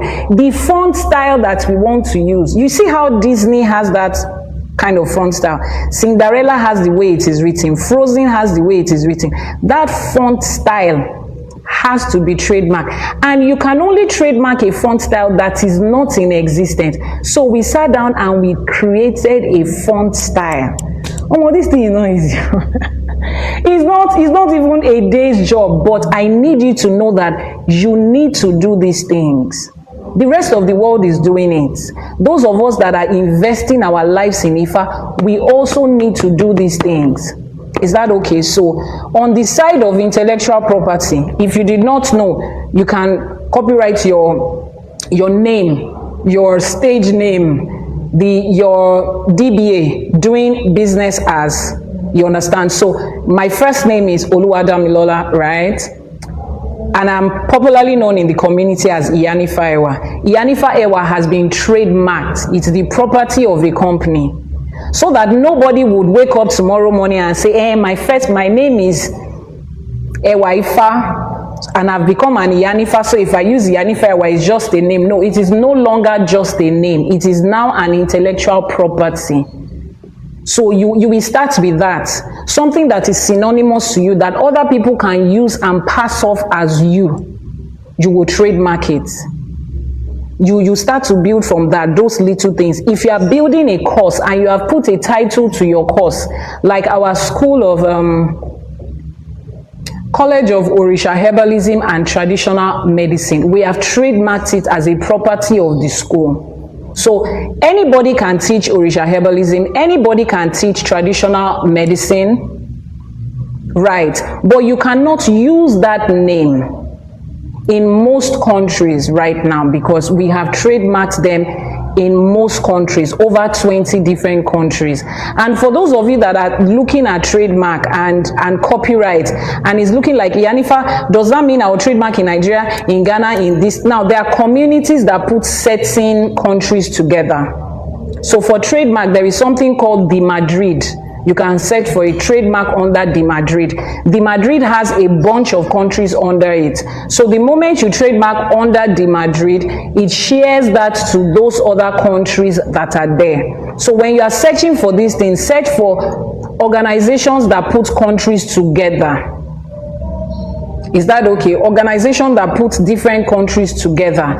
And then once you put your property in that place, and then there are certain countries that also have an upper hand over certain other countries. If you trademark in the US, if you trademark in the UK, there are other countries that, you know, by virtue of the fact that it is America, third world countries will always allow you to, if your book has been published in the US and your publishing house is in the US and your ISBN is in the US and you have a case to fight in Nigeria against your book, you are going to win. Chances are that you are going to win because of the class of the country that it is. So you also want to put that into consideration when you are doing your intellectual property. And then some of them need annual renewal. Don't do it once and forget about it. Don't do it once and forget about it.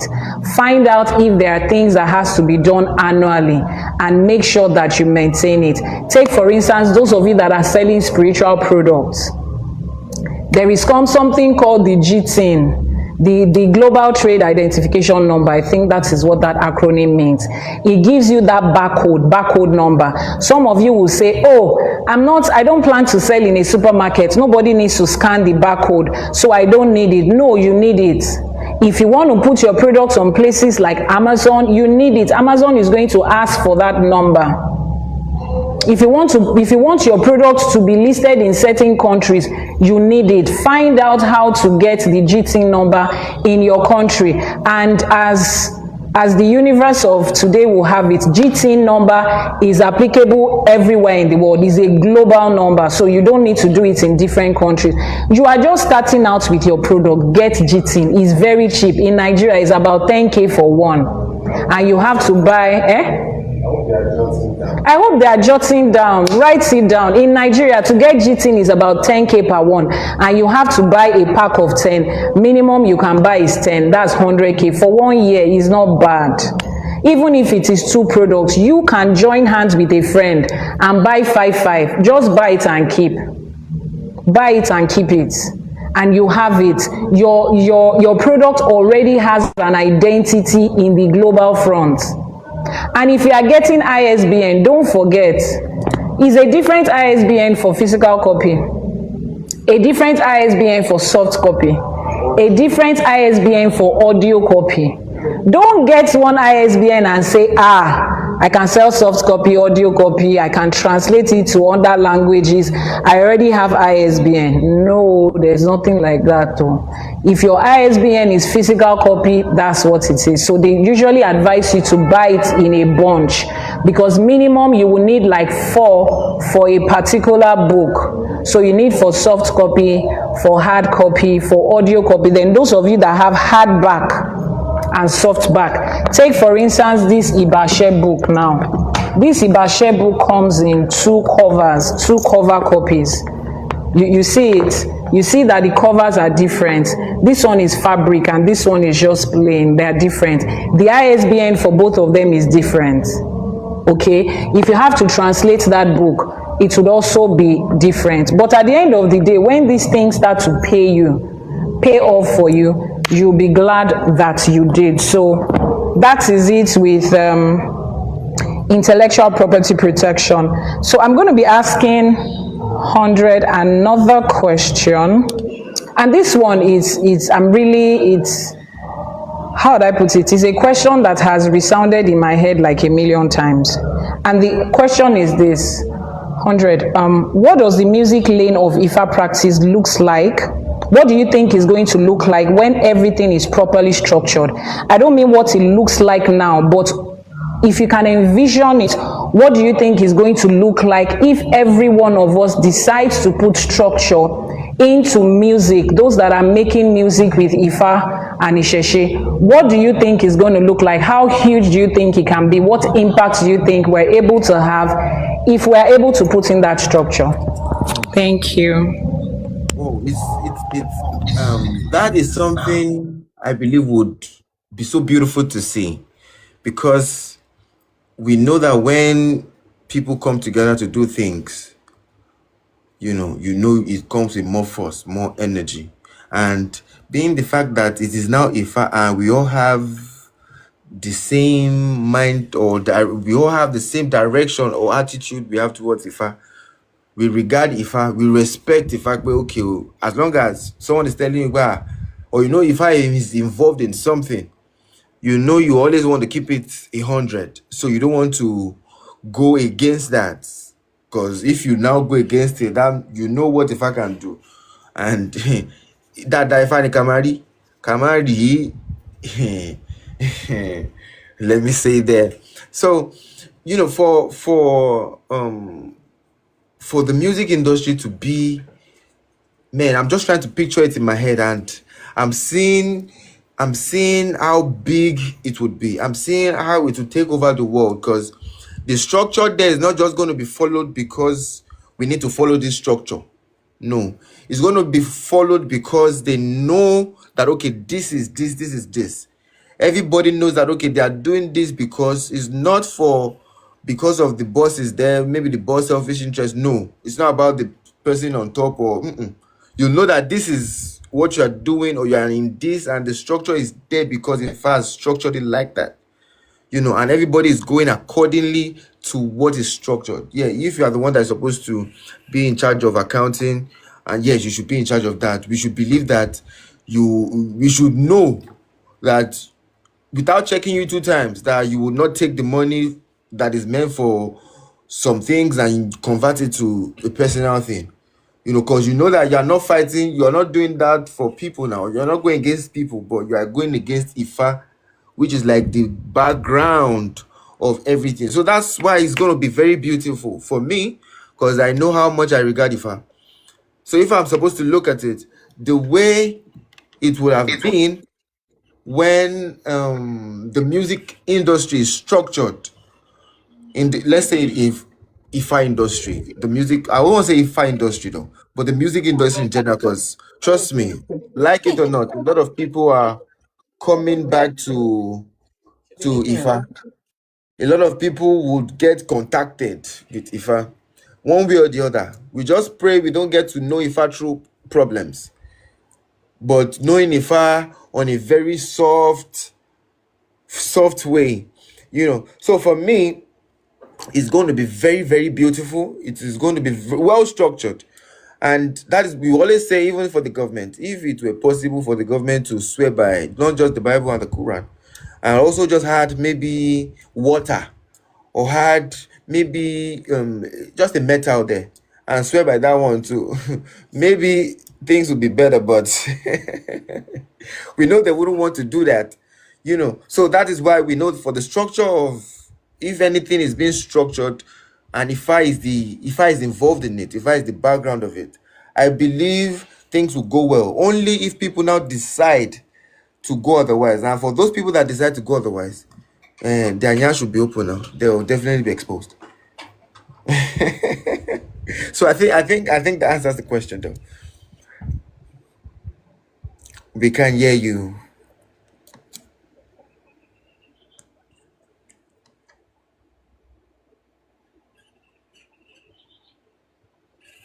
Okay, can you hear me now? All right, so I'm asking this question for me. So you've gone to my page, you saw somewhere where I was singing. The best I can sing is in my bathroom shower. I can't sing to save my life, but I think I can sing. But when I hear other people sing, I feel like I can't. So once in a while like that, I just, I'm just in that space and I'm creating something that I haven't heard before. So usually I just, quickly put in my phone, like recorder on my phone, and I just record something. And then I'm wondering that this thing I've recorded now, how do I know that somebody somewhere in the world has not created this thing before? How do I know that this thing is worth banking on and saying, this is music that somebody else has not created before? Now, that's one part of the question. The other part of the question is, you see all these songs that we used to sing in church, like just regular, not like praise and worship song that was created by somebody, just regular songs like Alayoniwa, Hawayo Mayo, Jesu Layowa, Ewa Bawayo. So I love to sing it like Elebonimi, Emiyo Mayo, Eshu Layomi, Ewa Bamiyo. So I'm thinking, can I put that into a song and say, me too, I have album, I'm dropping single. The song, that melody, that tune, especially the ones that we just sang in church, that was probably just formed by somebody in church who didn't do anything about it. Is it something that we can actually use? I've seen a couple of Ifa practitioners pick the tune of old Methodist and Anglican church lyrics, and then turn it around. Can that be something you can own?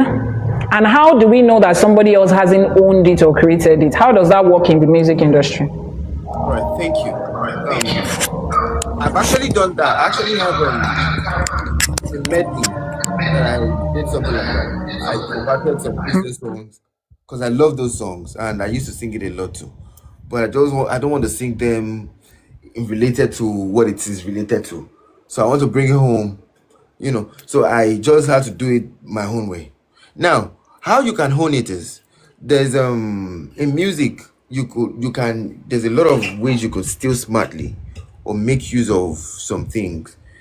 I've forgotten the name. I'm not really used to the theory than the practice. I think plagiarism is when you take it the way it is and use it. But there's another way. I've forgotten the word. You could use something that has been done already, but you are using it differently. You are being creative about it. You are doing it in your own way. Now you can own something in your own way because now the first thing that is there, your voice, is your own. Your vocals are yours. Now, your delivery now, the way you do it.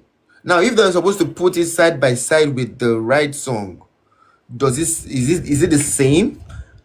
There are some criteria that would be checked to know that, okay, to quantify the song, they might say like, okay, maybe 30% the same. Yes, a lot of songs are like 50% the same because some people will repeat the same chord lines for like 10 songs, but maybe one thing might just be the difference or, but when you're supposed to break it down, you always find similarities in a lot of things. So maybe when they are trying to check out, okay, if all the things that has been listed checks out for it being the same, the level it gets to is what they know that, okay, you took this song, this is plagiarism. You took this song and you made it yours. Now you're a thief. But honing it, turning it into your own, making it yours from the way you deliver it, from the things you're able to add to it. How best can you actually make it yours? Yes, we know that it might sound like something we've heard before, but just making it yours. So it's possible to hone that. That is what you can hone. The way you actually sang it, your delivery, your composition on it. That is how you can own it. But you cannot say you want to own the lyrics, no. So some other person can still use the lyric. And we are grateful that life is evolving, things are evolving. If the people that had those songs in the church, or I wouldn't give credits to people in church. I believe the people in church took those songs or changed it or formulated it according to what they meant. Because we cannot say, okay, they were the ones. Because when we are trying to say that, it doesn't even correlate, because using the Yoruba word to translate to English, they don't balance. So we will not really give it the balance that, okay, they were the ones that brought some of those songs that we love. And most of the songs that we love are always composed in Yoruba. So it is just us bringing back our thing home, just like they took everything. It's just us bringing it back home. But now, and if those people had been able to have those songs online, maybe copyright it, own everything according to it. But we are still grateful that we are waking up and we are taking back our things. But moving on is just about making that song yours. That's one way you can hold on to the song. And I think you asked the question, your first question. I'm trying to remember. Maybe we can hear you.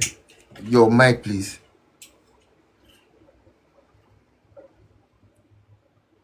That I'm so used to just speaking directly. So the first question I asked was about, those, like, for me, creating songs that just come into my head. The music just flows and I just record it. And then sometimes I'm like, this is good music. Or I even put them on my WhatsApp status, and people are like, yeah, you should enter the studio. This is really nice. I listen to it again and it's really nice. But I'm at a point wondering, somebody else somewhere has probably sang this song before. Somebody else somewhere probably has this idea before. Does it even really sound good? Is it worth putting out things for? And I just leave it because I feel like music was made for certain people, But I think I got my answer from what she said. Like, yes, like if I'm not sure whether somebody else has done it before, I just put it into the place. Like, I guess there should be like a feed for copyright where we can put our music in and they will check whether somebody else has created it, if we are stealing it, blah blah blah, and then before it can pass the test. So I think I got my answer from that. Then the second one I was also asking was about the church songs that we're having to twist and turn here and there, because like you said, most of these songs that are Yoruba church songs, they originated from our ancestors. They originated from Ifá and ÌṢÄШE practice, because there's nothing Christian about songs that sound like Alagbada, Alawo Tele. There's nothing Christian about it. Those things are ours, So, and we're taking them back. And it's good to know that if they put it side by side, there are some things that we can still create our own uniqueness around it that is going to make it our own. So this is me encouraging myself that one day, all those half music that I've created, I'll put them together one day and I'll probably just do something with them. I'll probably just do something with them out of fun, because it's not like, I won't say I enjoy music. And I know that's very weird, right? And a lot of things are very weird about the way I'm happening in this life at the moment. I'm not really that person that...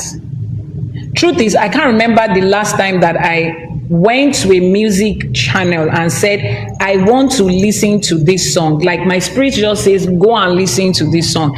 And most of the time, I'm the one singing to myself. As horrible as it might sound, I'm the one that sings to myself most of the time. Like, my spirit just gives melody to something. People around me know that I make songs out of everything. Like, I'm having a conversation with you and I just put a melody to the end of the conversation. That's how I do it. So the only time that I do go to listen to music, it has to be intentional. I'm not someone that just listens to music in passing. It has to be intentional. Like, okay, I want to make an Iwure now, an Iba now.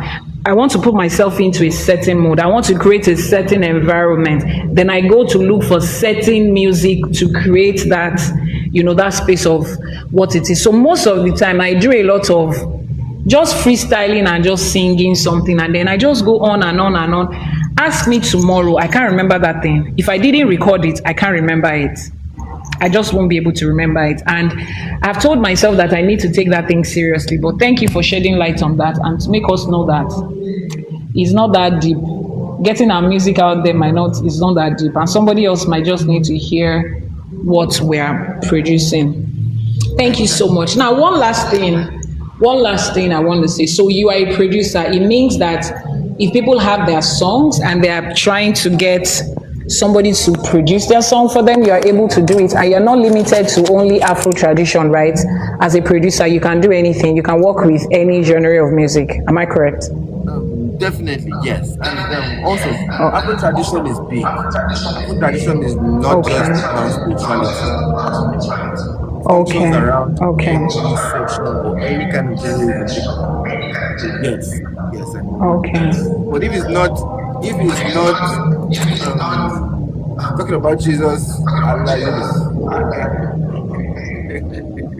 so 100 is open to working with you as long as you're not singing about Jesus and Allah. any other thing you're singing about, any other thing you are creating, anything that the Orisha, see, we need a lot of music around Ifa and the Orishas, not just spirituality, tradition, proverbs, history of our people, lifestyle of our people, the comedy of our people, the stories and the tone of our people in music, in form of sound. We need it. So whatever ideas is dropping into your head and you don't know where to go to, you don't know the producer to work with, 100 is available. And what is going to give you is either 100 or nothing. 99 will not pass the test. It just has to be 100. The reason why I wouldn't want to do with Christian and Muslim is not because I segregate people, but because if I'm working with someone, I would always want to interact with you. I would always want to talk with you. We need to talk. So it is from our conversation I'll be able to know, okay, if this person is worthy for me to work with, if we move a line, if we are aligned. Because if you are having some kind of belief on some kind of things, that is when you hold Jesus and Abi Muhammad and you hold them like that, definitely would always have a conflict, would not flow well, because there'll be a place where you go tackle and this thing no go really fresh like that. So that's why I said, but if it's someone that understands and you just want to do your thing and get out, no problem. But there's no way we would always have a conversation. And if you don't mind conversation, me I go bash you. We'll talk. So that's it. Okay. All right. Can I ask a question? Yes, you can. Somebody in the house wants to ask you a question. You want to ask him a question? Yes. Yeah, go ahead. Mr. 100, Àbọrú Àbọyè. Yes, please. My question is, as someone who is also interested in going into Afro tradition music, what is the best distribution, music distribution websites that you can recommend that could get a song onto Spotify and all that? There are lots of distribution depending on your budget and how you really want to work. For me, I use 3. I used to use distro at first. Then I tried to see what was going on with the other ones. I went to Landa.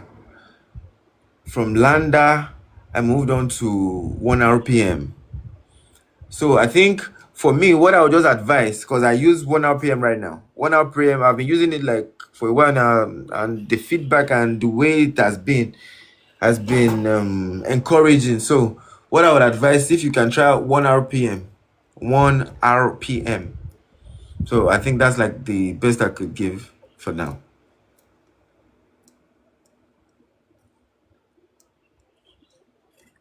They're asking you to spell 1RPM. They say 1RPM. You are saying spell it.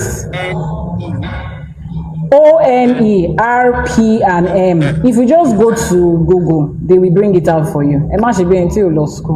Don't come and fall my hand here because you are speaking from inside my house. So don't be doing like that. So thank you so much for that. So I mean, I feel like for everybody who wants to, like I always say, if Irumolez have called you, you don't have to be a babalawo. Or you don't have to sit down on the mat and do divination. There are so many sides to it. We're going to bring up somebody that is a babalawo and works with the film industry. And he's also going to tell us what it looks like in that industry. So if it is music that is calling you, you already have somebody that you can work with who understands where you're coming from, who understands the tradition, understands the spirituality, understands the sacredness and the delivery of what is supposed to be. So we already have that and we're grateful. Like I always say, this is one of the best times to be alive. This is one of the best times to be alive as a human person. Trust me, our ancestors long to see a time like this.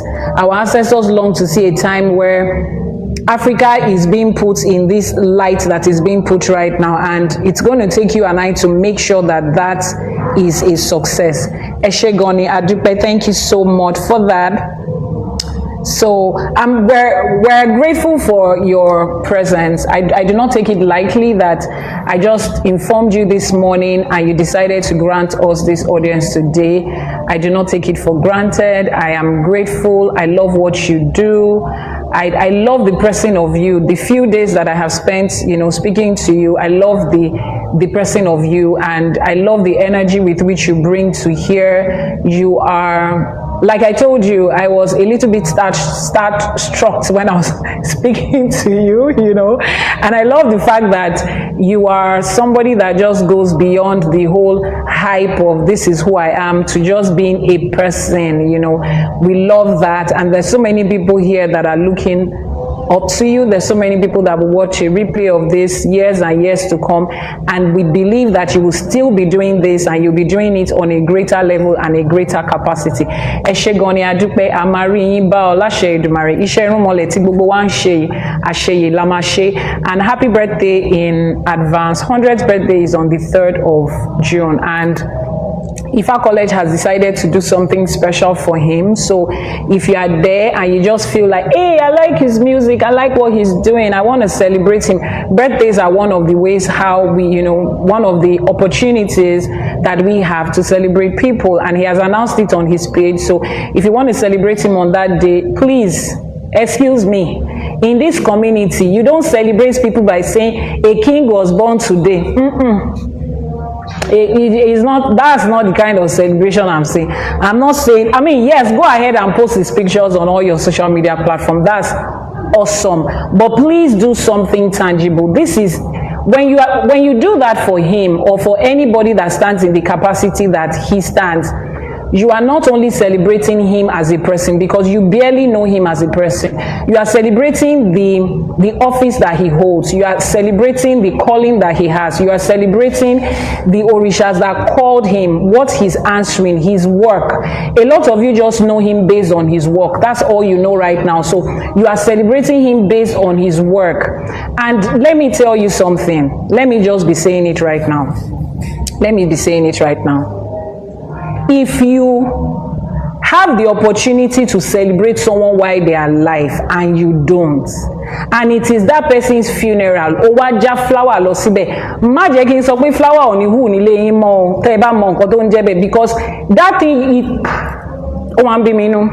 It gets me very upset. When the person was alive, you saw them every day, birthday in, birthday out, celebration in, celebration out. You didn't do anything. Burial, ẹ wá wé gèlè bí onísọnù kan, ẹ gbé flower tí ò necessary kan síbẹ̀. You will now be, don't do it. Don't do it. Please, let's celebrate people while we can see them. Let's celebrate what they are doing. On this journey of answering this call, it's not easy. I said it already. Some of you might be thinking, Shebi is creating music and is making money. If he decided to do regular secular music, chances are that he's probably going to be making 10 times the success and the money that he's making right now. He's in an industry setting a trend that nobody has done before. That alone is not easy. So many people will come for them. People will just hiss and scroll past their song. Meanwhile, they like the melody, they like the lyrics. So because it's Ifa, these demonic people, in Jesus' name I bind you, I pray the blood of Jesus upon my phone, and they will scroll past. But if he was doing regular secular songs, they will listen to the song, they will be drooling over him. Hey, see fine boy, see this fine man, see this fine. They will be drooling over him, but the moment they see his Ifa, they will pass. We in this community are the ones that can celebrate people like this. And somebody just pointed my attention to the fact that 100th birthday is the same day that we will be clocking 100 days of Ase For Today. And I've been talking so much about it. I've been so excited about the 100th episode of Ase For Today because it has been a journey. Waking up and streaming 6 a.m. every day for 100 consecutive days. The first episode was inside there. For 100 consecutive days, and that day also happens to be his birthday. So, I mean, trust me, it's a celebration for us here already, and we're also going to be celebrating somebody that is worth it, somebody that has done and is doing and will continue to do a lot of huge things in this industry. So June 3rd is the day. Do something great. Eti ara wọn kẹ́ fi dúpẹ́ lọ́wọ́ Elédùmarè. You know how we say bẹ́ẹ̀ lọ́wọ́ ń ṣẹnu rere yin awo, awo yin Ifá, Ifá yin Elédùmarè. Àwọn awo wa nìyẹn in the music industry. Ẹ jẹ́ ká ti ara wọn yin Elédùmarè, ká ti ara wọn yin Ifá. Let's celebrate them while we're seeing them like this. He's going to be here for a really long time to come. Láṣẹ Èdùmarè, ẹ gbó, ẹ tọ́, ẹ fèrègì jobi, ẹ fọwọ́ pa, ẹ fi ọwọ́ báyìí, ẹ fi ba ewu lórí láṣẹ Èdùmarè. Kò wá síbẹ̀ ṣe lè pẹ́ láyé tó ẹ̀ ní fàìsàn ló gbà. Iṣẹ́ tẹ̀ ń ṣe tẹ̀ ń fàárọ̀ ọjọ́ yín ṣe báyìí. Àwọn tó láyé àwọn tó nílẹ̀ wọn ò ní kọ̀dí àìmọ̀ṣe sí yín. Ọmọ aráyé ò ní kọ̀dí àìmọ̀ṣe sí yín. Ẹ̀ ní fàìsàn ló gbà láṣẹ Èdùmarè. Ẹ̀yin tẹ́ wá ṣiṣẹ́ náà lẹ máa jókòó lẹ máa jẹ. Ìgbà tí èrè ẹ̀ bá ń bọ̀ tó bá ń pọ̀ tó bá ń pọ̀ wọn ò ní fẹ́ lòmíì ṣe yín. Wọn ò ní díje ìṣẹ́jú kan fún yín. Ọmọ aráyé ò ní wá yín tì. Ẹni ẹlẹ́ni ò ní gbà ṣe yín ṣe. Ẹ̀yin tẹ́ ṣiṣẹ́ báyìí ẹ̀yin náà lẹ máa jẹ́ pẹ́pẹ́ láṣẹ Èdùmarè. Iṣẹ́ irúnmọlẹ̀ tẹ́ wá ń ṣe yìí àwọn tó láyé àwọn tó nílẹ̀ wọ́n á kún yín lọ́wọ́ wọ́n á fi ṣèrọ̀rùn fún yín láṣẹ Èdùmarè. Iṣẹ́ kékeré owó ńlá báyìí òun l'Elédùmarè máa fi tì yín ṣe láṣẹ Èdùmarè. Ohun tẹ́ wá fi ń kọrin yẹn ọmọ aráyé ò ní gbà lọ́wọ́ yín wọn ò ní fàìsàn wọn ò ní fi replace ẹ̀ fún yín láṣẹ Èdùmarè. Owó ọlá ajé àti àwọn èèyàn jàǹkànjàǹkàn lórúkọ tẹ́ ẹ nílò láti gbé iṣẹ́ tẹ́ ń ṣe ìdébi gíga láṣẹ Èdùmarè. Àwọn tó láyé á darí wọn sí yín láṣẹ Èdùmarè. Wọ́n nínú igbó lórógbó ń wà ọmọ aráyé ńlànà kan inú igbó lobìn wà ọmọ aráyé ńlànà kan.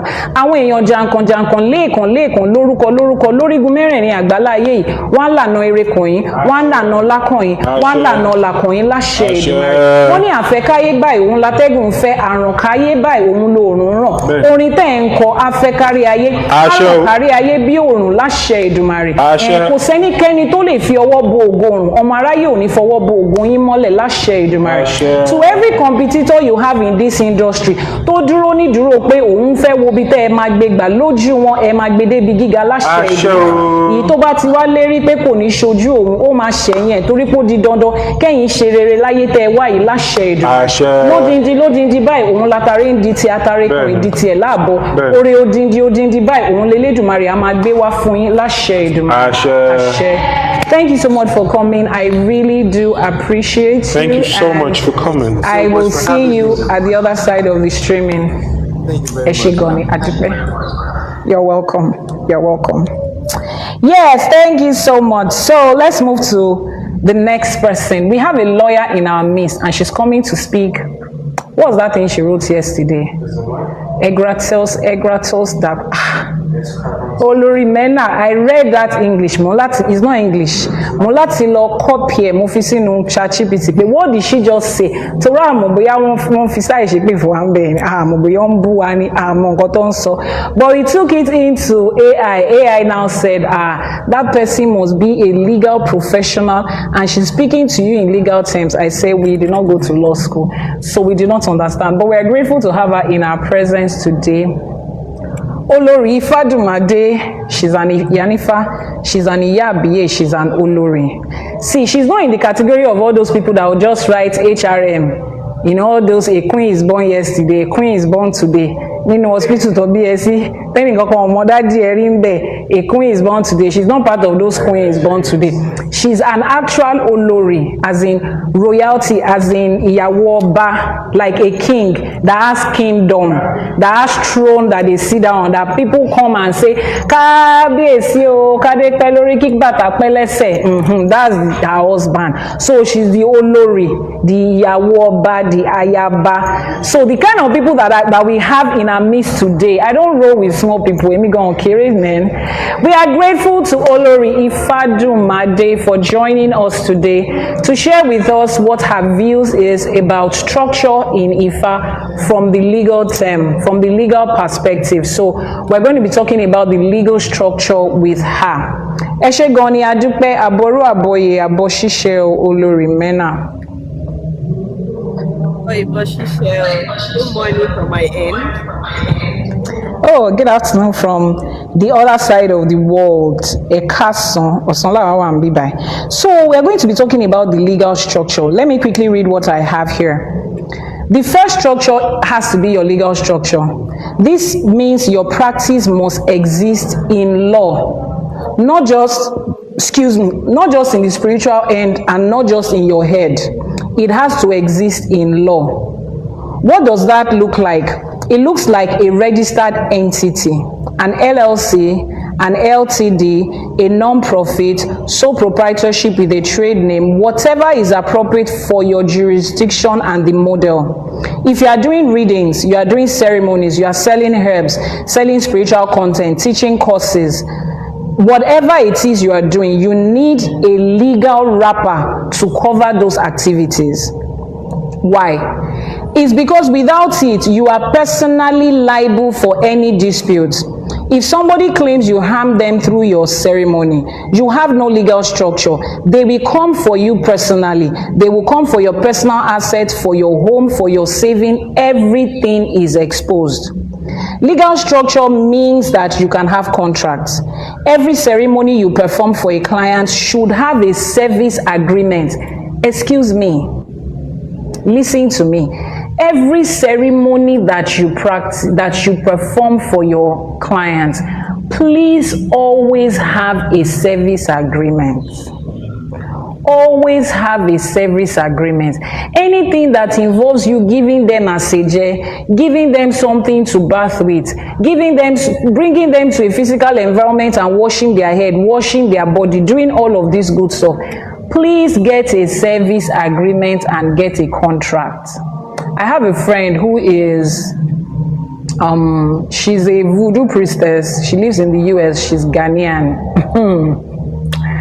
When I saw her terms of agreement and what her clients are going to feel before they come from the US to Ghana, I saw it, 19 pages. Babe, what's going on here? She said, somewhere a couple of years ago, somebody tried to pull a legal case against her. It was that day she told herself that, no, let me get a lawyer and fill out it, read everything.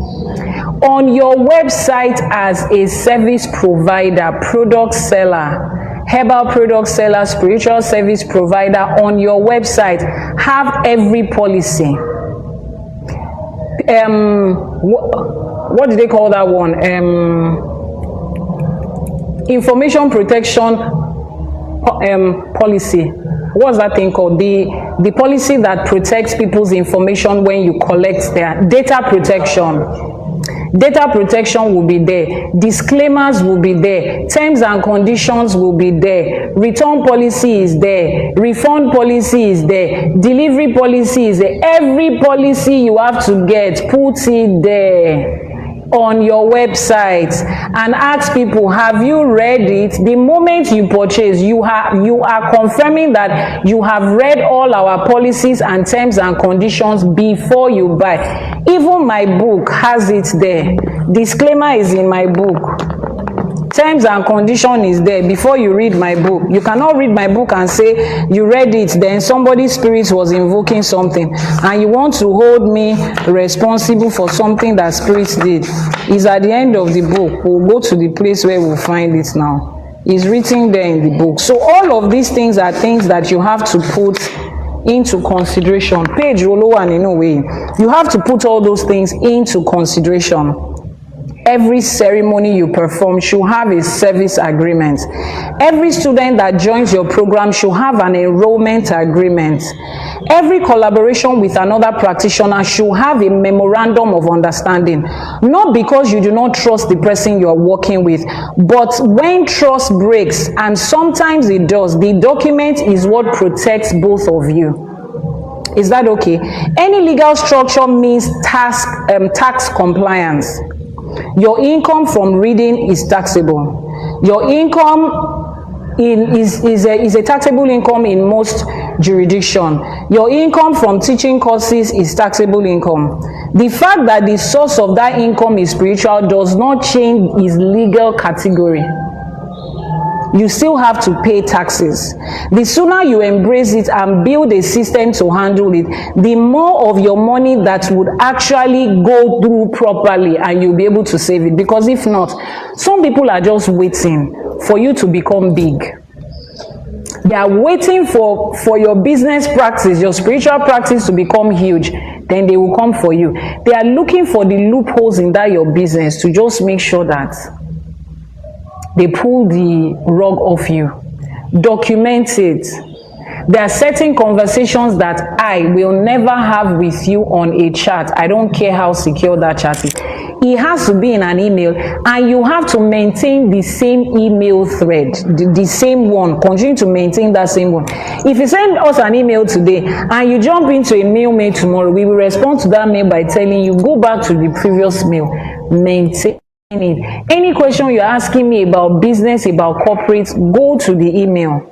So that if something changes tomorrow, we can have record that this is here. It's not going to happen over a phone call. That's one of the reasons I don't pick phone calls when it comes to my work. Send me a chat, send me a voice note for future references, so that we can play your voice note back to you the day you are excitedly saying A, B, C, D, E, F, G, H.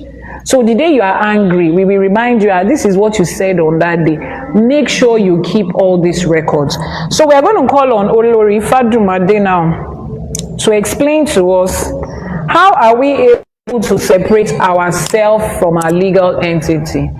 How do we, on this practice of Ifa and ÌШẸŠE, on this practice as spiritualists, how are we able to separate ourselves from the other things around us, like to separate ourselves in our business practices, so that we can deal with ourselves as the individual that we are, and then we can deal with our business separately? From the legal point of view, what do you advise us to do? Olori Ifa. Àbọrú, Àbọyè, everyone. First, I would like to correct an impression, and Iyanifa will not be the first person to make that mistake. I get it a whole lot. I am not a lawyer. I am not called to bar. Yes, because this is a public space and my integrity is 100% important to me. I was not called to bar. I do have, let me see, I'm going to calculate with my son right now. I do have almost 13 years of experience working in the legal field. Yes, I handled a court. I've been a court administrator for a long time while I was in Nigeria, and I have worked with top judges. I was married into a very legal family of the highest rank you can think of in Nigeria. I have lived and breathed legal terminologies, Latin maxims, and just name it. And yes, that made me go back to pick up a law degree, which I dropped at some point. And when I moved across border to Canada, I went on to pick a degree in paralegal. So yes, that is my understanding. And it's just been a whole roller coaster. So yeah, when I talk, sometimes it comes from association and a whole lot of it. But in the legal practice, we understand that even when you have a BSc in law, you are not a lawyer. You are not like a barrister, let me put it right. So if I do not even have a BSc in law and I am being misrepresented as a lawyer, that's a bigger sin, you know. So I like to correct that, and she won't be the first person to make that mistake. Trust me, a whole lot of people do. So to answer her question, I would bring it down.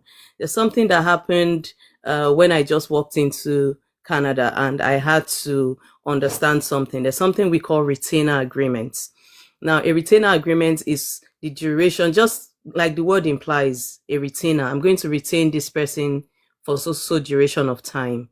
And there has to be guidelines to writing a retainer. This is what you're coming in for, and this is your expiration dates. So if I come in, it's like a lease agreement. I have a lease and I say I'm paying my lease for a year. And I draw an agreement of lease. And I say, okay, I'm going to pay January up until December or whatnot. We are going to have a retainer agreement. While I am